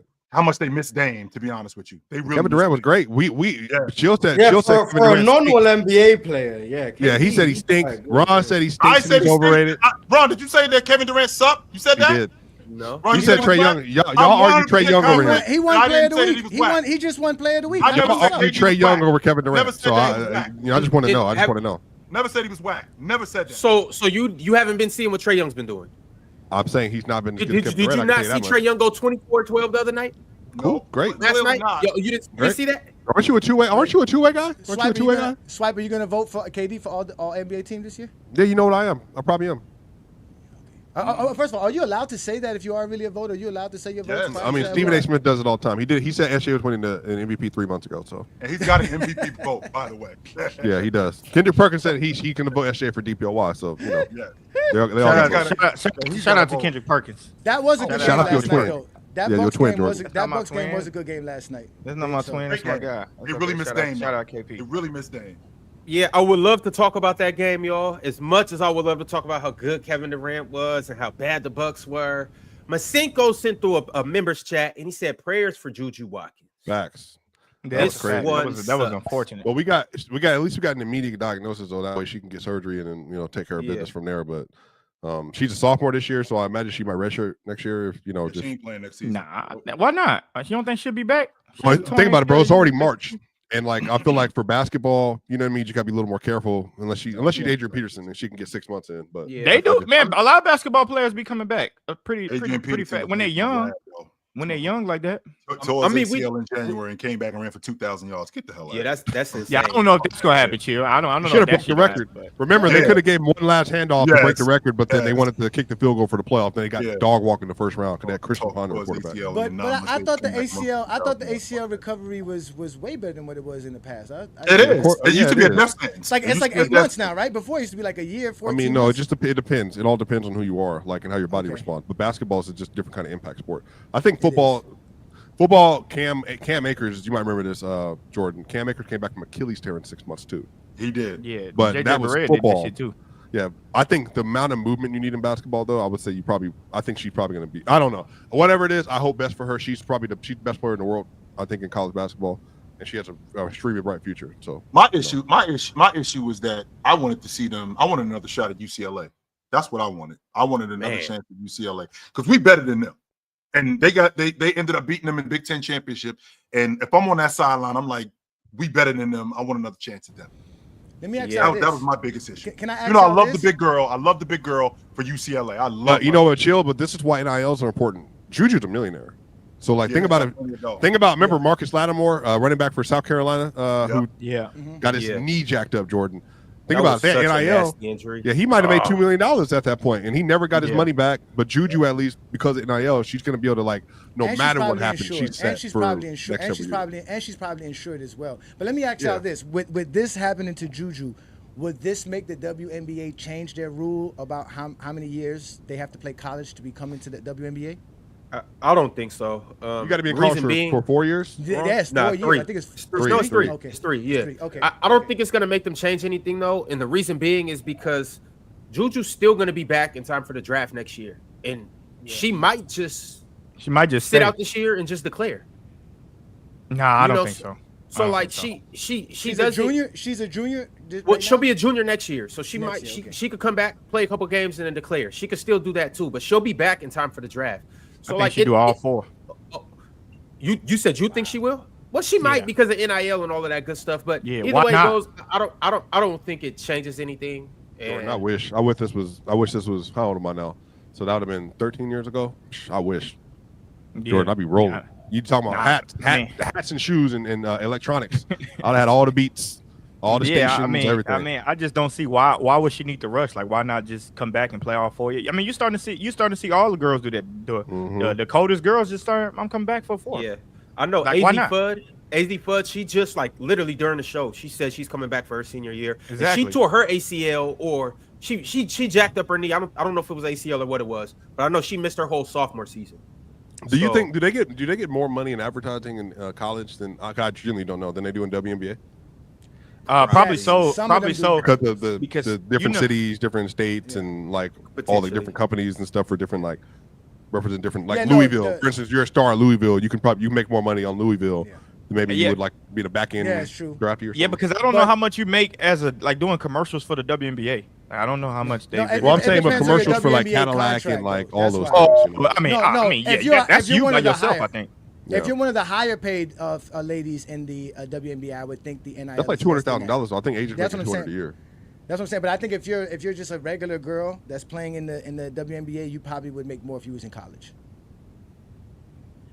Because I think they make like $100,000 for the year. I think that's their salary, $100,000 something. No, Asia has $200,000 contract. Yeah, it just depends on who you are. I'm saying I'm talking about the minimum. What's the minimum? Probably 50. Might be like probably 50. I think it's still higher. I think it's 80. But also they're taking now. But hold on, bro. Also they're taking in context. Bro, it's $64,154. But hold on. But to put this in context, y'all do know that they only play like 3 months. Yeah, I know. Yeah. It's 3 months. Yeah, so like I don't know why people be complaining about the pay. It's like, damn, you want like $4 million for 3 months? Like, goddamn. But NBA referees make more money than that. NBA referees make more money than that, bro. That's kind of bro. But you only playing 3 months. If somebody told you, hey, somebody said, Swipe, I got a contract for you, bro. We're gonna pay you $350,000 for 3 months. You gonna complain?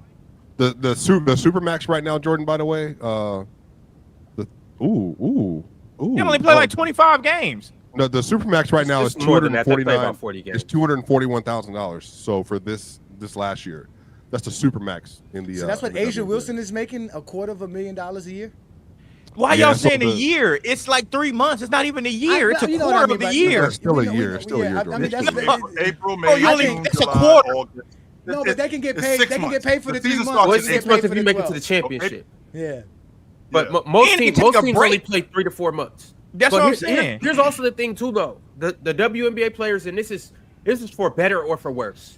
They get to double up on their seasons, and a lot of them get to go overseas and make double, and make way more money, triple what they made in the WNBA. Way more money. I made $100,000 in the NBA or in the WNBA. A lot of those girls will go overseas and make an M. 300. Kelsey Mitchell's making. I'm just talking about the average. Okay, yeah. Because I know a couple girls went over there and got an M. Yeah, they be over there getting bags, but you know that the average WNBA players will go over there and make 250,000, 300, which is that's a ton of money, and then to come over here during the summer and make. Even if you are making 64, that's just that's some more money that you stack on top of what you're making for the summer. So yeah, I mean, and like I said, I'm not like not saying that they don't need more money, but I think a lot of the context need to be put involved. Like, bro, you getting that much for 3 months, 4 months, like that's, I mean, pretty damn good. Yeah, I mean, and then the Unrivaled League just popped off too. I don't know what the salaries are in that, but I know that those are some of the top WNBA players that was in that, and you know that they're all getting paid a good amount for them to participate in the Unrivaled. But if we're doing everything now, like I would think Angel Reese probably is like off the court. She crazy. She might be behind only Caitlin. Maybe. I mean, honestly, she got a hell of a future. She got a hell of a future when she want to just give up playing basketball. Whatever context y'all want to take with that, take it. But she got a great personality too. Everybody love Angel. Everybody love Angel. I ain't gonna say what. Yeah, everybody will. I'm just saying, whenever she want to put down basketball and say, I want to go in a whole different lane, she got look. So the hell of a backup. Apparently for the Unrivaled, what lane is that, the offers for players with monthly subscriptions, but I mean, relax. The offers for players for this was around $222,000 per player for an Unrivaled. That's really good. Yeah, that's it's what swipe Unrivaled 222. Damn. Yeah, Unrivaled not playing. It's only they got a lot of good. That's better than the WNBA. That's good. Yeah, Unrivaled not playing around right now. Is that? But all right, so I got more super chats I got to get to. Yeah, that's a 3-on-3. Tyrone Winston said KD got on a big ass backpack right now. Not if you ask. KD be hooping. I be seeing Mars making his I be seeing Mars making his case for KD on the net. Yeah. My case for KD. Yeah, for his first team All NBA. Oh, I didn't say first team. I mean, he on the All NBA team. That little Door to Explorer backpack. That's all right. He got whatever team he on one of them. He ain't missing. So he at least getting third team at worst, right? At worst, he's third team. Okay. The absolute worst. Ain't no way he doesn't make the team. That's all I'm saying. Okay. Stacks Diff Timing said, make one mistake. Obi and Grimes were subbed out of Tibbs. Were subbed out. Sitting on the bench for the rest of the game. Sitting on the bench for the rest of the game. Tibbs got a different way of coaching, bro. Yeah, players love him, man. Obi, but that dude, Obi must have a bad attitude. Obi must have a bad attitude because they don't. It must be some of his attitude because I know him and Tibbs went at it. They got audio of that, but I don't know. Rick Carlisle is kind of an asshole too, a little bit. So that's what I'm saying. Yeah, that's what I'm trying to say. Like I think it's because Obi Toppin has all the gifts that you would like. It must be something with his personality and his professionalism. It must be one of the two. Must be. I don't know. Members chat from Rod said, Bulls are winning too much. We might make the playoffs. You might win a championship. Hey, as soon as Chicago. Hey, man, I'm so sick of Josh Giddey and this right trigger nonsense, straight to the basket, uncontrolled, bro. Oh my God! As soon as Chicago, look like Peyton Hillis out there. Respect the ability to draw fouls. No, he looked like Peyton Hillis out there, uncontrolled. Peyton Hillis is crazy, Swiper. You know you from Denver for real. You know you from Denver because the only person from Denver would say. Nah, Cleveland. He was Madden cover. He was Madden cover from Cleveland. Remember? But didn't he play with the Broncos too? Yeah, he was fullback, and then they let him go, and then he went to Cleveland, ran for 1,100 yards, and got in front of Madden. Only person gonna say his name is you, bro. No, he was the worst Madden cover of all time. That's why I remember him. I agree, he definitely was. Yeah, but he had a bulldog face mask on Madden, bro. Like, come on, bro. Stop disrespecting Josh Giddey like that, man. Who's better? Peyton Hillis is peaked higher than Josh Giddey has, so respect. ZZ became a YouTube member today. Shout out to ZZ. And Quan sent through a members chat and said KD is first team All NBA, second at the least. 27 points, 6 rebounds, 4 assists on 53, 43, 83 splits, 64% true shooting. If only he was as good as Trae Young. If only he was as good as Trae Young. If only. Oh my gosh, look at those numbers. You know who a wing who ain't scoring like that in the league right now who gonna make first team All NBA? Oh my God, you're disgusting. I want to know how good would Trae Young be with the Suns. I think I'm gonna run a poll. Nacho, you ain't throwing up. Put it on a poll. He'll be as good as Colin Gillespie. But that's crazy, Mars. That's crazy, Mars. It's no way you saying that. KD for me has to be at least on the second team. He's gonna make it. He's gonna make it. Whatever team he makes. Shout out to Swiper for making sure KD makes it. There hasn't been 10 players playing better than Kevin Durant. that has. I just seen somebody averaging 26 on 64 true shooting and like a good playmaker, a good rebounder, a good defender this year, and hearing Trae Young talks. So that's all I said. Shout out to Trae. Masinko said, I like Kenny, talking about Kenny Lofton, but he scored 40 in the last game of the season when most people didn't play. That's disingenuous. Also, was shocked when I found out that he was related to the baseball player. Yeah, that's his father. So who's playing? So who's playing? Not his son. What was wrong with y'all? So who's playing in the G League right now in the month of March? Where Bronny scored 39. Bro, hold on. Why do y'all think that's his? Why y'all think that's his son? Whose son? That's Kenny Lofton Jr. Why y'all think that's the baseball player's son?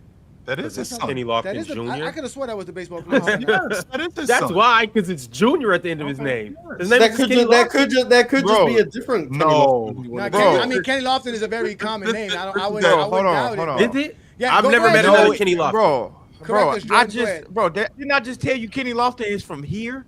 What y'all talking about? See, Where's he from? Where's Yeah, he? but Jordan, you asked what makes us He think from it's his Port Arthur, Texas. Okay, I get that though, Jordan. But you asked us what makes us think that it's his son. Oh, okay, I give you His last name is Junior. Okay, I got you. And It's not his I've never met another Kenny Lofton. You said Kenny Lofton from where, Jordan? Port Arthur. That's where he went to school at. Oh, he was okay. I'm seeing. so I was right. His dad isn't whoever the baseball. He's guy. not the baseball He's player. not, no. he's not Yeah, Kenny see, I told Lofton's you there son? was just another Kenny Lofton out there. who Kenny wanted to Lofton from play his son Chicago, by the junior. way, but whatever. Shout out all the So Kenny respect, Lofton. From Chicago. Respect him.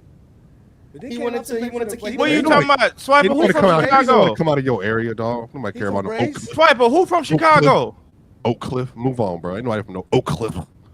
Bro, I'm not from no Oak Cliff. Yo, But I want to know, Swiper, who is from Chicago? Kenny Lofton Jr. ain't from no Chicago. It's just Kenny Lofton. Kenny Lofton. Yeah, he's from PA. I know. I No, know ain't no exactly. PA. But Jordan, bro, first off, you already got cooked today, so step You off did me. get good today, you Step did. off me. I'll tell you that much. Step off me. Masinko sent You through a a man. super chat and said, I got an answer to you, Mars, or to your question, Mars. Sundiata Gaines. Remember Sundiata Gaines? How'd that work out? Hey, man, shout out to the boy Sundiata. War V Room said, I've been actually watching these games. He's improved as a ball handler, decision maker, and shooter, but not enough to be an NBA player. Maybe he improves enough, or maybe he doesn't. It's hard to tell. We know who Shout you're out, talking bro. about. I'm glad. How did you know Ron? How did you know Ron without him saying his name? If he's actually been watching the games, then shout out to him. Shout out to him. I'm glad I'm the only one up here that'll admit they don't watch something and then won't talk about it because y'all be yapping. I'm not gonna lie to you. Well, maybe we need more. My whole argument. You ain't never watched Alvin before. Not one time. Stop it. I was watching the 1976 NBA Finals Game 4 yesterday. YouTube highlights. No, the full game is on the internet. Thank you very much. People always. It was grainy. Don't lie. People It was always grainy. ask me. It was People grainy. always There ask was me that. that one part where it got all squiggly on you and you couldn't hear nothing. I know. I've been watching those games. People too. always ask me that. They'd be like, "Where did you find those games?" I'm like, "Bro, it's on the internet, bro." They're like, "How did you find that game?" I'm like, "It's clearly on the internet. I don't have like a crystal ball that I just went back and grabbed it." No, you don't find specific games. You just type in and hope and see what you can find. Playoff games. And NBA.com has like most every game on it. By the way, NBA.com. No, they don't. No, it stops after To like 91. 91. They have everything Yeah, to they have a lot 91. of. But I'm saying nobody in here be. I'm not gonna lie to y'all. No, see, pre-Kobe, people ain't turning tuning into. I'm not gonna lie to y'all. Like this. I watch the games. I ain't talking about you. I ain't talking about you. We Yeah, I done watch with the the games. 90s. We been done with the 90s. I like watching the commercial. I be looking at the Been done. commercial. All I know is For the I've games, seen bro, Will that's Chamberlain different. full game. I was watching Bro, a game. the commercials is crazy. 1971. I seen a commercial. There was a baby in it, and all I could start thinking is that baby is at Chill's age right now. Like, that was all I could think. Like, I'm watching a game from 1971, and the baby's in the commercial. I'm like, damn, he probably got gray hair, grandkids. I'm like, this is crazy. Yeah, bro. I watch the games, and the commercials are one of the best parts of the games, bro. It's like, bro. They're like, bro, the difference in the commercials is totally completely like different. Completely, bro. The hilarious. beer, all of that stuff is it's just hilarious. totally different, bro. All right, y'all. Daro Leanin. That boy Daro Leanin. Shout out to him. He became a YouTube member. War V Room also became a YouTube member today.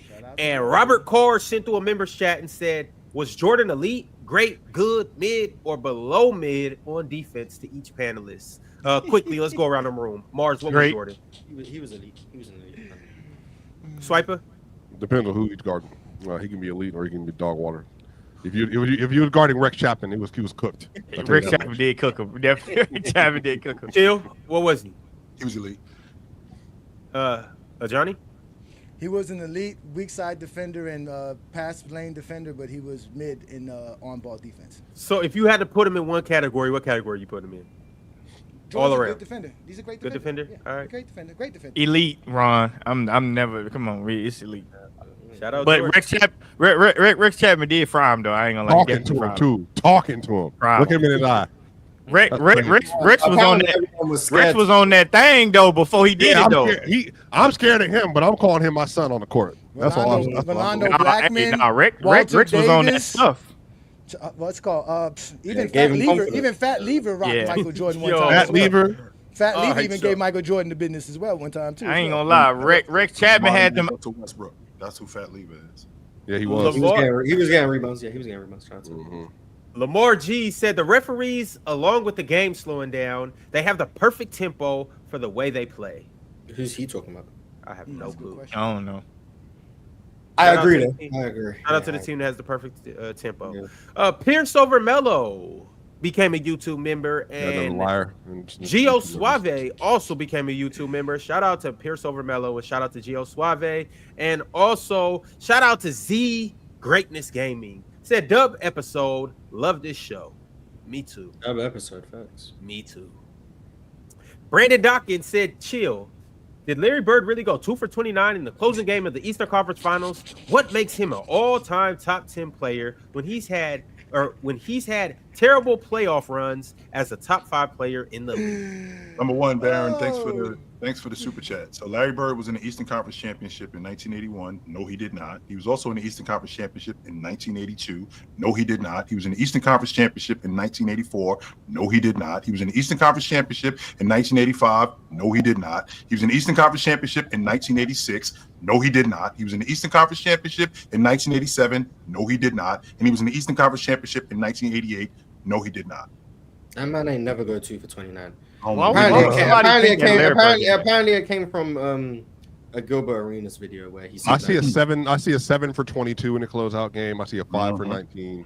I see a 4 for 18. 6 for 18, stuff like that. Yeah. He never went 2 for 29. The game, Never. the game I think he's alluding to wasn't conference finals. It was 1985 game 6 against the Lakers where he was 12 of 29, not 2 for 29. I'm assuming Gilbert Arenas misread it. But respectfully, if you believed that Larry Bird went 2 for 29, then Yeah, that's crazy. I question you more than the person who misspoke. Because 2 for 29 is crazy. do you know how bad 2 for 29 is? What did Kobe go in It game was, 7? it What was, did Kobe it do was, in game Uh, but 7? 6 for it was 24.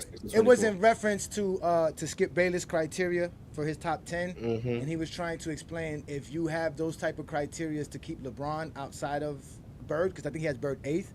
He was He saying has there's Bird no, 8th, yeah, he was right. saying there's no way Braun can't be better than Bird, because obviously Bird has all those closeout moments where he was not as. Oh yeah, I mean, if Yeah, you nitpicked all of these all-time greats like you nitpicked LeBron, you'd realize LeBron's better than all of them. Like, Yeah, Yeah, that's that's a that was that's Gil's the premise. point. That So was like, I the can premise, understand yeah. the point, but I Larry don't Bird's see not gonna go LeBron 2 is for any 29. lower than number But 3 he did on say that list. he did say 2 for 29. I minimum. watched it. He did say 2 for 29. Even I Yeah, thought, but damn, he 2 for didn't. There we 29? go. We can confirm he did not go 2 for 29. Yeah. But if you go back and watch that 1985 game 6, like the first play of the game, Larry Bird misses a wide open layup, so you can still be sure. Like the game's available to watch. You can go watch it yourself. Nah, it could have been a typo. It could have been one of whoever was doing his research sent him. Actually, so Yeah, I mean it's a Instead one of next putting to a 12, 2. yeah, He exactly. probably Instead of putting like, it 12 is what to it is. 29, they could have put Like, 2 I can understand him making. But he the should have mistake, double but I checked can't that. He understand should have people double checked believe that. it. Yeah, he should Yeah, have like, double checked it. He come should have on, double like, checked that. He should have double checked Players They messed really up. Or think he he could have went just 2 said it for for shock 29. value. to You could've just said it for shock value. give Mars some fuel. Yes, Mars, I did watch it live. Yes, I did. Of course, I You was there? Yes. There you I go. wasn't actually in Boston, but I did watch it live. Yes, I Okay. did. See, look at you, man. He remembers the 1985 finals. You know how crazy that I is? doubt when people say that. I doubt when people say that because when you go back and look at the history of the NBA games, the first playoff game showed live on CBS was in 1988, 89. Well, So first of all, the finals was live prior to that, but Yes. the playoff game. And this game was a finals game. It was This a was a finals fi- game. yeah, this was a Yes, finals game, It was a finals game, and Okay. I vividly remember it because my uncle. It was a big deal for him that day. Like the Lakers, they're gonna beat the Celtics tonight. This series is over. We're not going back to Los Angeles. And they did do that. And they did do that. They did. So, That was yeah. the first time. Finals That was the MVP. first time they beat him too, right? That was the first Yeah, time they beat him. first time they beat him. 0-7 against him at that point. Celtics. But all right, y'all. The Real Superstar Gamer became a YouTube member. Shout out to the Real Superstar Gamers. Realist123 sent through a members chat and said, Jaime Jaquez, ... That's nasty, bro. Yeah. Nasty work. Do what you got to do. He's a victim, though, ladies and gentlemen. He is a victim. He a grown man. He 23, 24. He a grown man. He might be older than that, Mars. Nah. He If a it was grown the man. opposite, would you feel the same way, Mars? He a grown man. No, I'm just saying if it was the opposite, the genders. She a grown woman. Okay, I go ahead. Hey, 23, Speak facts, 24, Mars. you're responsible for your own decisions. I'm not. Speak facts, Mars. No, I'm Mars not can doing turn that. this to fresh Hey, and fit Jay, him. Yeah, I'm not doing none of that. You 24 Hey, some people years just old, got you're game. responsible If for your you own got game, you might get gamed. Hey, that's just how speak it go. facts, Mars. Player's Cinco choice has said- turned into the view. I see. Go ahead, Ron. Masinko said, Ron, I promise you read at a third grade level. I said I was shocked when they found out they aren't When related. I found out. Hey, shout out to Ron, man.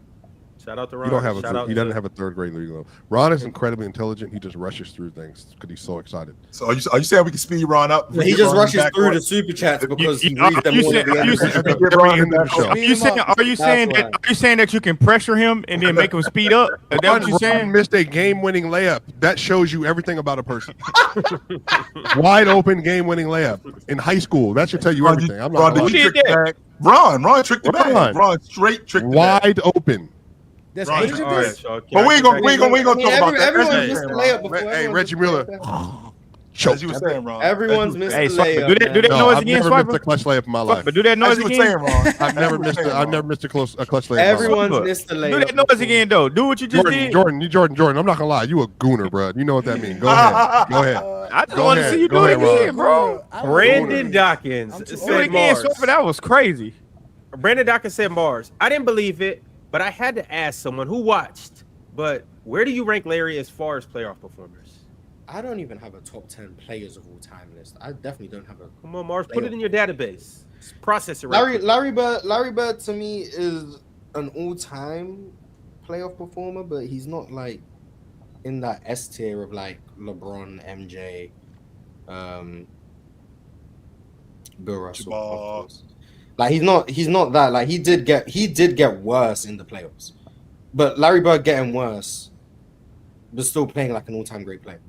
And I think like the playoff dropping thing, I think for a lot of people is overstated. You can play worse than yourself in the playoffs, but still be playing better than everyone else. You could drop and still be better than everyone. Like he did in '84 against. Like Larry Bird drops in the playoffs. I agree. Larry Bird in the playoffs dropping is still better than 99% of people who ever played in the playoffs. So he's an all-time great playoff performer. He just doesn't rise in the playoffs, not typically as much. anyway. But that's just because of his scoring limitations in terms of. That's a whole different conversation. All-time great player performer. Long story short. All right, y'all be sure to join the Players Choice Telegram group chat where we are constantly debating and talking hoops offline with a lot of these people in the chat, Hall of Famers and all that good stuff. The reason why I said do this is because somebody just messaged the group and said a Johnny was cooking today, and then threw a bunch of flame emojis, and then Shout out to the middle school champions, brother. I like the way you said that. There you go. George, just so you know, that matters. My 8th grade What? team, we won the championship. Yes, we did. So I care about stuff like that. That's in Texas. Jordan, you muted. We can't hear you. Your mic muted, Jordan. I But mean, anyway, it's in Texas. We won so we can qualify to play in the national championship in LA. But anyways, I got 2 teams. I got a 17U team too, though. So I mean, it is what it is. You know, I be winning a lot. I'm just saying. Shout out to youth basketball. I was on the 8th We grade probably team. cook. We probably cook in the national joint. We probably cook in LA. Probably spank Team Durant. Probably spank Rondo team. Probably spank a lot of them. What's Snoop? KD losing in the playoffs. All right, y'all. Gary Singh said Pacers are becoming my favorite team to watch. Love watching them play, and the logic they don't play defense is dead. They are a really good defensive team. They better. Welcome to the revolution, everyone. I invited you all 3 months ago. You laughed at me because if Mars would have said it would have been trendy and cool, but because I said it had a Jokic agenda attached to it. So, as we all know. But shout out, Pacers are really good. Ron's former favorite player, Tyrese Halliburton. who he no longer has any love for. They're a very good team. Pascal Siakam, also third team All-NBA this year. Shout out to him. Now everybody trying to claim Pascal over KD. Yeah. Now everybody trying to claim Aaron Nesmith and Andrew Nembhard all of a sudden. Like I haven't been talking about him for forever. Why you keep saying everybody? Swiper, put a name on it. That's sucker shit right there. Who you talking about? Because I talk a lot about Aaron Nesmith, and I talk a lot about Nesmith and Matherin and Nembhard. I talk a lot about Matherin. And I've been talking about B-Math, man.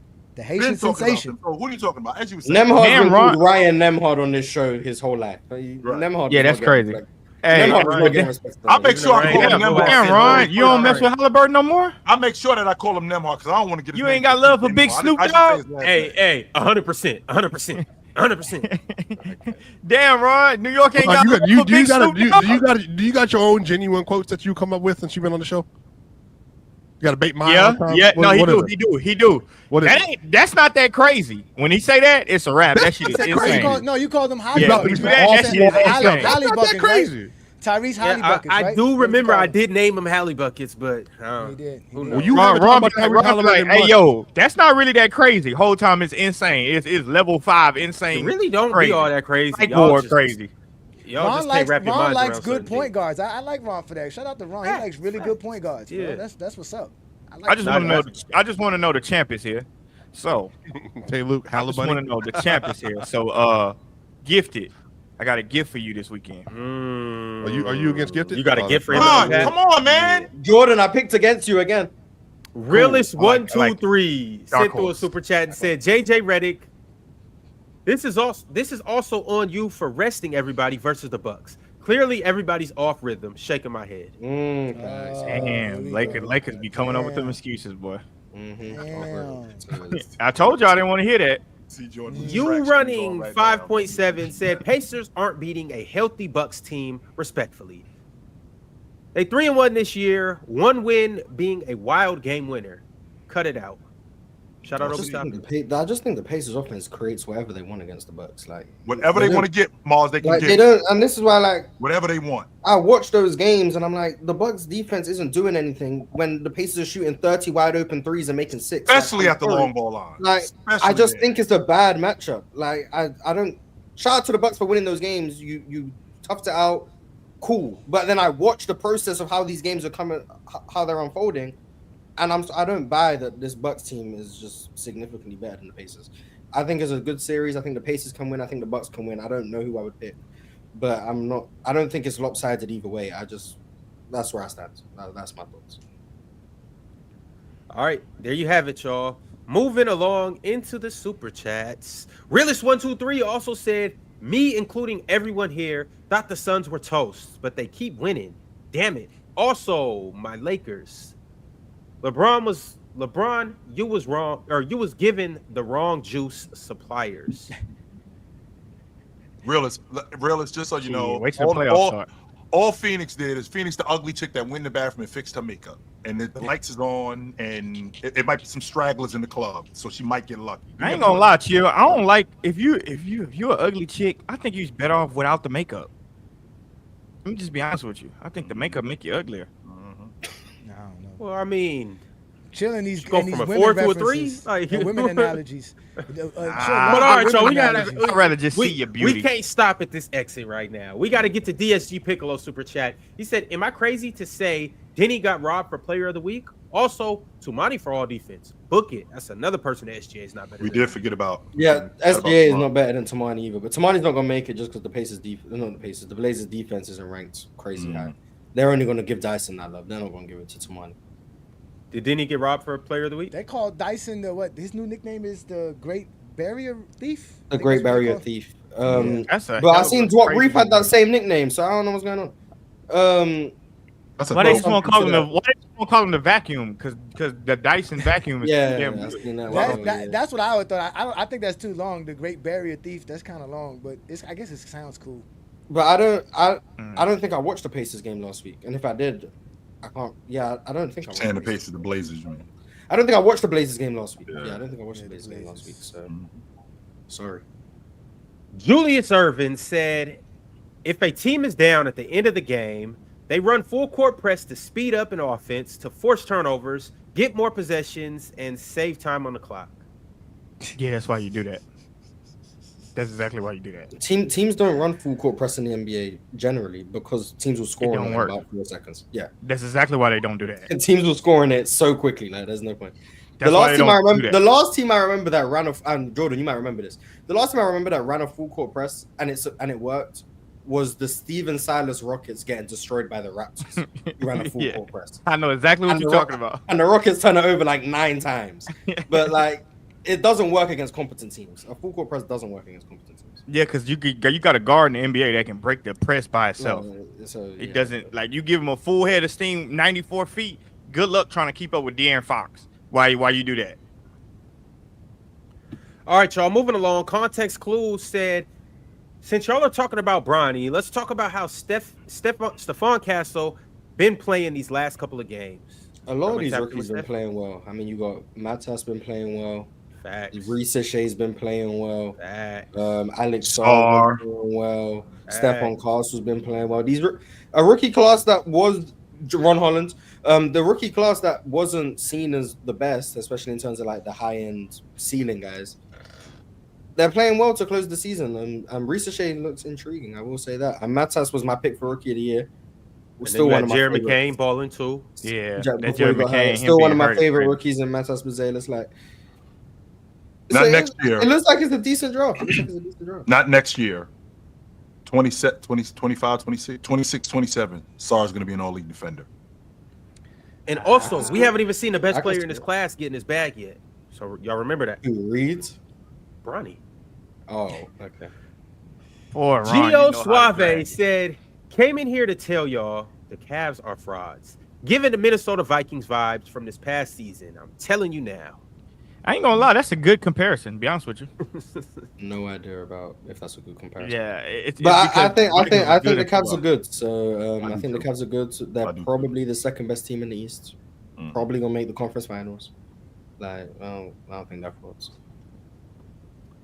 Dame the Great said, that's how you fry a deer in the desert. Sorry, Ron. No clue what he talking about. The Suns and neither. Bucks. Oh, Suns no. and Bucks. Oh, that. Oh, okay. Damn, Mars, how the hell you pick up on that fast? Yeah, that's Deer, Buck, Deer. They just played in Phoenix. Phoenix So he Suns. said, Focus, deer, Jordan. I mean, I guess. Yeah, I fry a don't deer know in the what the hell. desert. Shout out to You Kevin guys are Durant, witty as man. hell. Shout out to Kevin Wayne. Damn, y'all guys are witty as hell. What the hell? Yeah, that's crazy. Damn. I would have never guessed. I what? Never know the context. Like what? What are we talking about? Void Century said, why every time Swiper critiques a team, the chat goes, Swiper, the Nuggets are bad. But let another panelist criticize a team, you don't hear the chat bashing the guy's team. Because Swiper talk about the Nuggets the way he do. That's why. That's the only. I'm not really a fan of the. I'm not really a fan. Like I don't look at it like I love the Rockets because I'm from Houston and I'm a Rockets fan. But like as far as that, like when I watch other teams and other players, like I just speak from.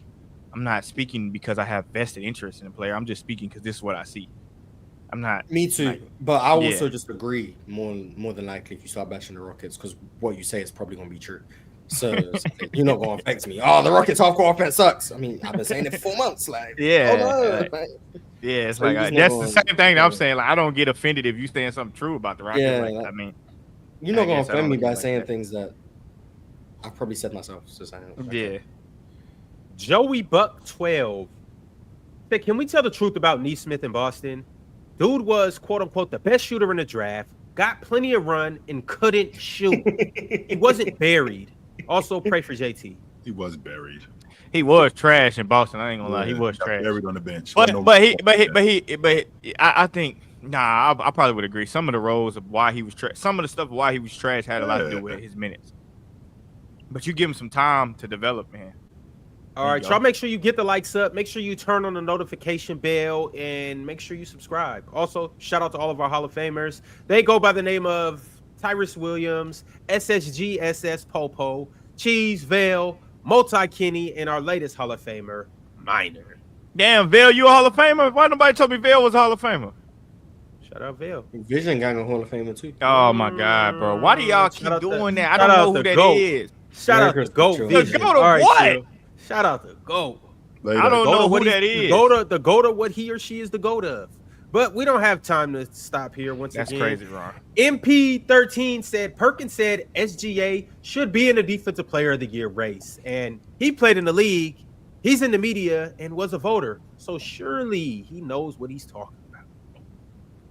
Hey, shout out Kendrick Perkins. Shout out to Kendrick Perkins, man. He's another reason why they should have took Defensive Player of the Year from the media as well, too. DSG Nicolo said, also, can the Suns and the Mavs lose some fucking games? About to make us miss our date with the play-in. Happy Kai Jones, CTE is gone. He might still be there. They just don't really interview Kai Jones, so you don't really know. They might have put in his contract too. He can't go live on Instagram no more. They might have put that in his contract. Shout out Vale, not the Hall of Famer Vale, but another Vale, Vale. He just became a YouTube member, so we got 2 Vales in the chat. Salute to all the Vales in the chat. Also, we got another super chat from Pimp named Sleekback. Pimp said, can y'all rank the top 5 worst trades over the calendar year? I'm so biased. I'm picking the Bridges trade, but Dyson Daniels trade got to be in there too. The Luka trade. I was just about to say Luka first. The Jimmy Butler trade. That's clear. The Jimmy Butler trade. Put that up there, too. Andrew Wiggins just gave you put off 42. When's the last time Jimmy put off 40 in the regular season? You think we're gonna continue to get that from Andrew? Man. Besides the point, when's the last time Jimmy Butler did that in the regular season? Exactly. It's been a while. Yeah, exactly. I still rather have Jimmy any day. The Chris Paul trade from Phoenix to the Warriors was bad too, by the way. The Rockets trading the pick to get AJ Griffin just for him to retire 2 days later. That happened this year? That was this year? Yeah, he retired at the beginning of the season. Yeah. This calendar year. Okay. That shit pissed me off. We could have got Jamal Shed, Houston guy. We traded the pick, took AJ Griffin just for him to be like, nah, praise Jesus. Like, come on, man. Like, you can't praise Jesus and play the game. Damn, Mars. I agree with that though. I don't know. You talking Moin Tough? Like, damn. Yeah, I don't know. I don't know where he got that from, but I mean, that's what he want to do. Shout out to him. And he could have just retired before the trade. The cross is bigger than a hoop. That's all I know. Swear, like, why we have to trade he played a couple games. Played a couple games too and didn't retire. It's like, yo, he played in summer league. That's what I'm saying. He was trash too, so I don't know, man. Yeah, the NBA players were talking about him retiring for a different reason. He was nice in college. Had a really good rookie year. He was so young too. Yeah, man. I believe in that. He got tired of defending sweaty men. He wanted to defend Holy Ghost. You can't be mad at him. Shout out to AJ Griffin. Hopefully, he's having a fulfilling life. Praising. I mean, Jonathan Isaac does it. Yeah, he multitasks. But he multitasks for 10 minutes a game. Yeah, either way it goes, that's neither here nor there. War V Room said Mars is the only one who will troll someone negatively, but then say, "Why are we talking about ... if someone talks positively?" I assume that's about Bronny. Is he onto your game, Mars? I assume that's about Bronny. Yeah, I'll do that. I for sure do that. I mean, he's not wrong. I'm not gonna lie. I for sure do that. There you go. MP13 said, if you think a 6'1" player with no natural exceptional attributes or skill sets is going to prosper in the NBA, then you are lying to yourself. I've just never seen this before, but if it works out, it works out. Like I'm just not invested in it. Like he's just handles, he's athletic. He got a nice step back shot. Yeah, he got a nice form in his shot. He's another player. That y'all do this shit is crazy. He got a nice James on the back of his jersey. He's another second round pick. If he works out, then the Lakers got a steal. If he doesn't work out, then who cares? He's a second round pick. Like they got 2 steals in the same draft. That's where I stand right now. It's whatever. Cool. Ron, I think that's nasty for you to look at a player like, damn, he got a nice step back. Would be somebody important in the NBA. The only person who thought that was his father. Everybody else knew that. And his father's fans and followers. No, I've never heard. Again, I run a whole channel for LeBron fans. None of us sitting around here saying Bronny's going to be an all-star. None of us even said what Chilltown said. We need Dion back, man. Dion was talking about he needs to be a top 5 pick. He's going to be rookie. I heard Dion said he's the top 5 player of the draft, but he's definitely better than a lot of players that were picked ahead of him. So he definitely wasn't. There's 54 players to choose from. He better than probably better than some of them for sure. He's definitely. He should have been an earlier second round pick. An early second round pick, but it's still good enough. It's a steal for the Lakers, to be honest with you. It's a steal. Better than 55. Quentin Bliss was like the 53rd pick, and he better than Bronny. So you running 5.7. Said 2025. Where we talking about a G League player? NBA is beyond cooked. It just bothers me that we would spend so much time talking about a player that we don't watch. That's what bothered me. Why we don't watch him? Talking SGA. Y'all got mad. We were talking SGA. Y'all get mad. We talking Bronny. Can y'all? I wanted to continue the SGA conversation.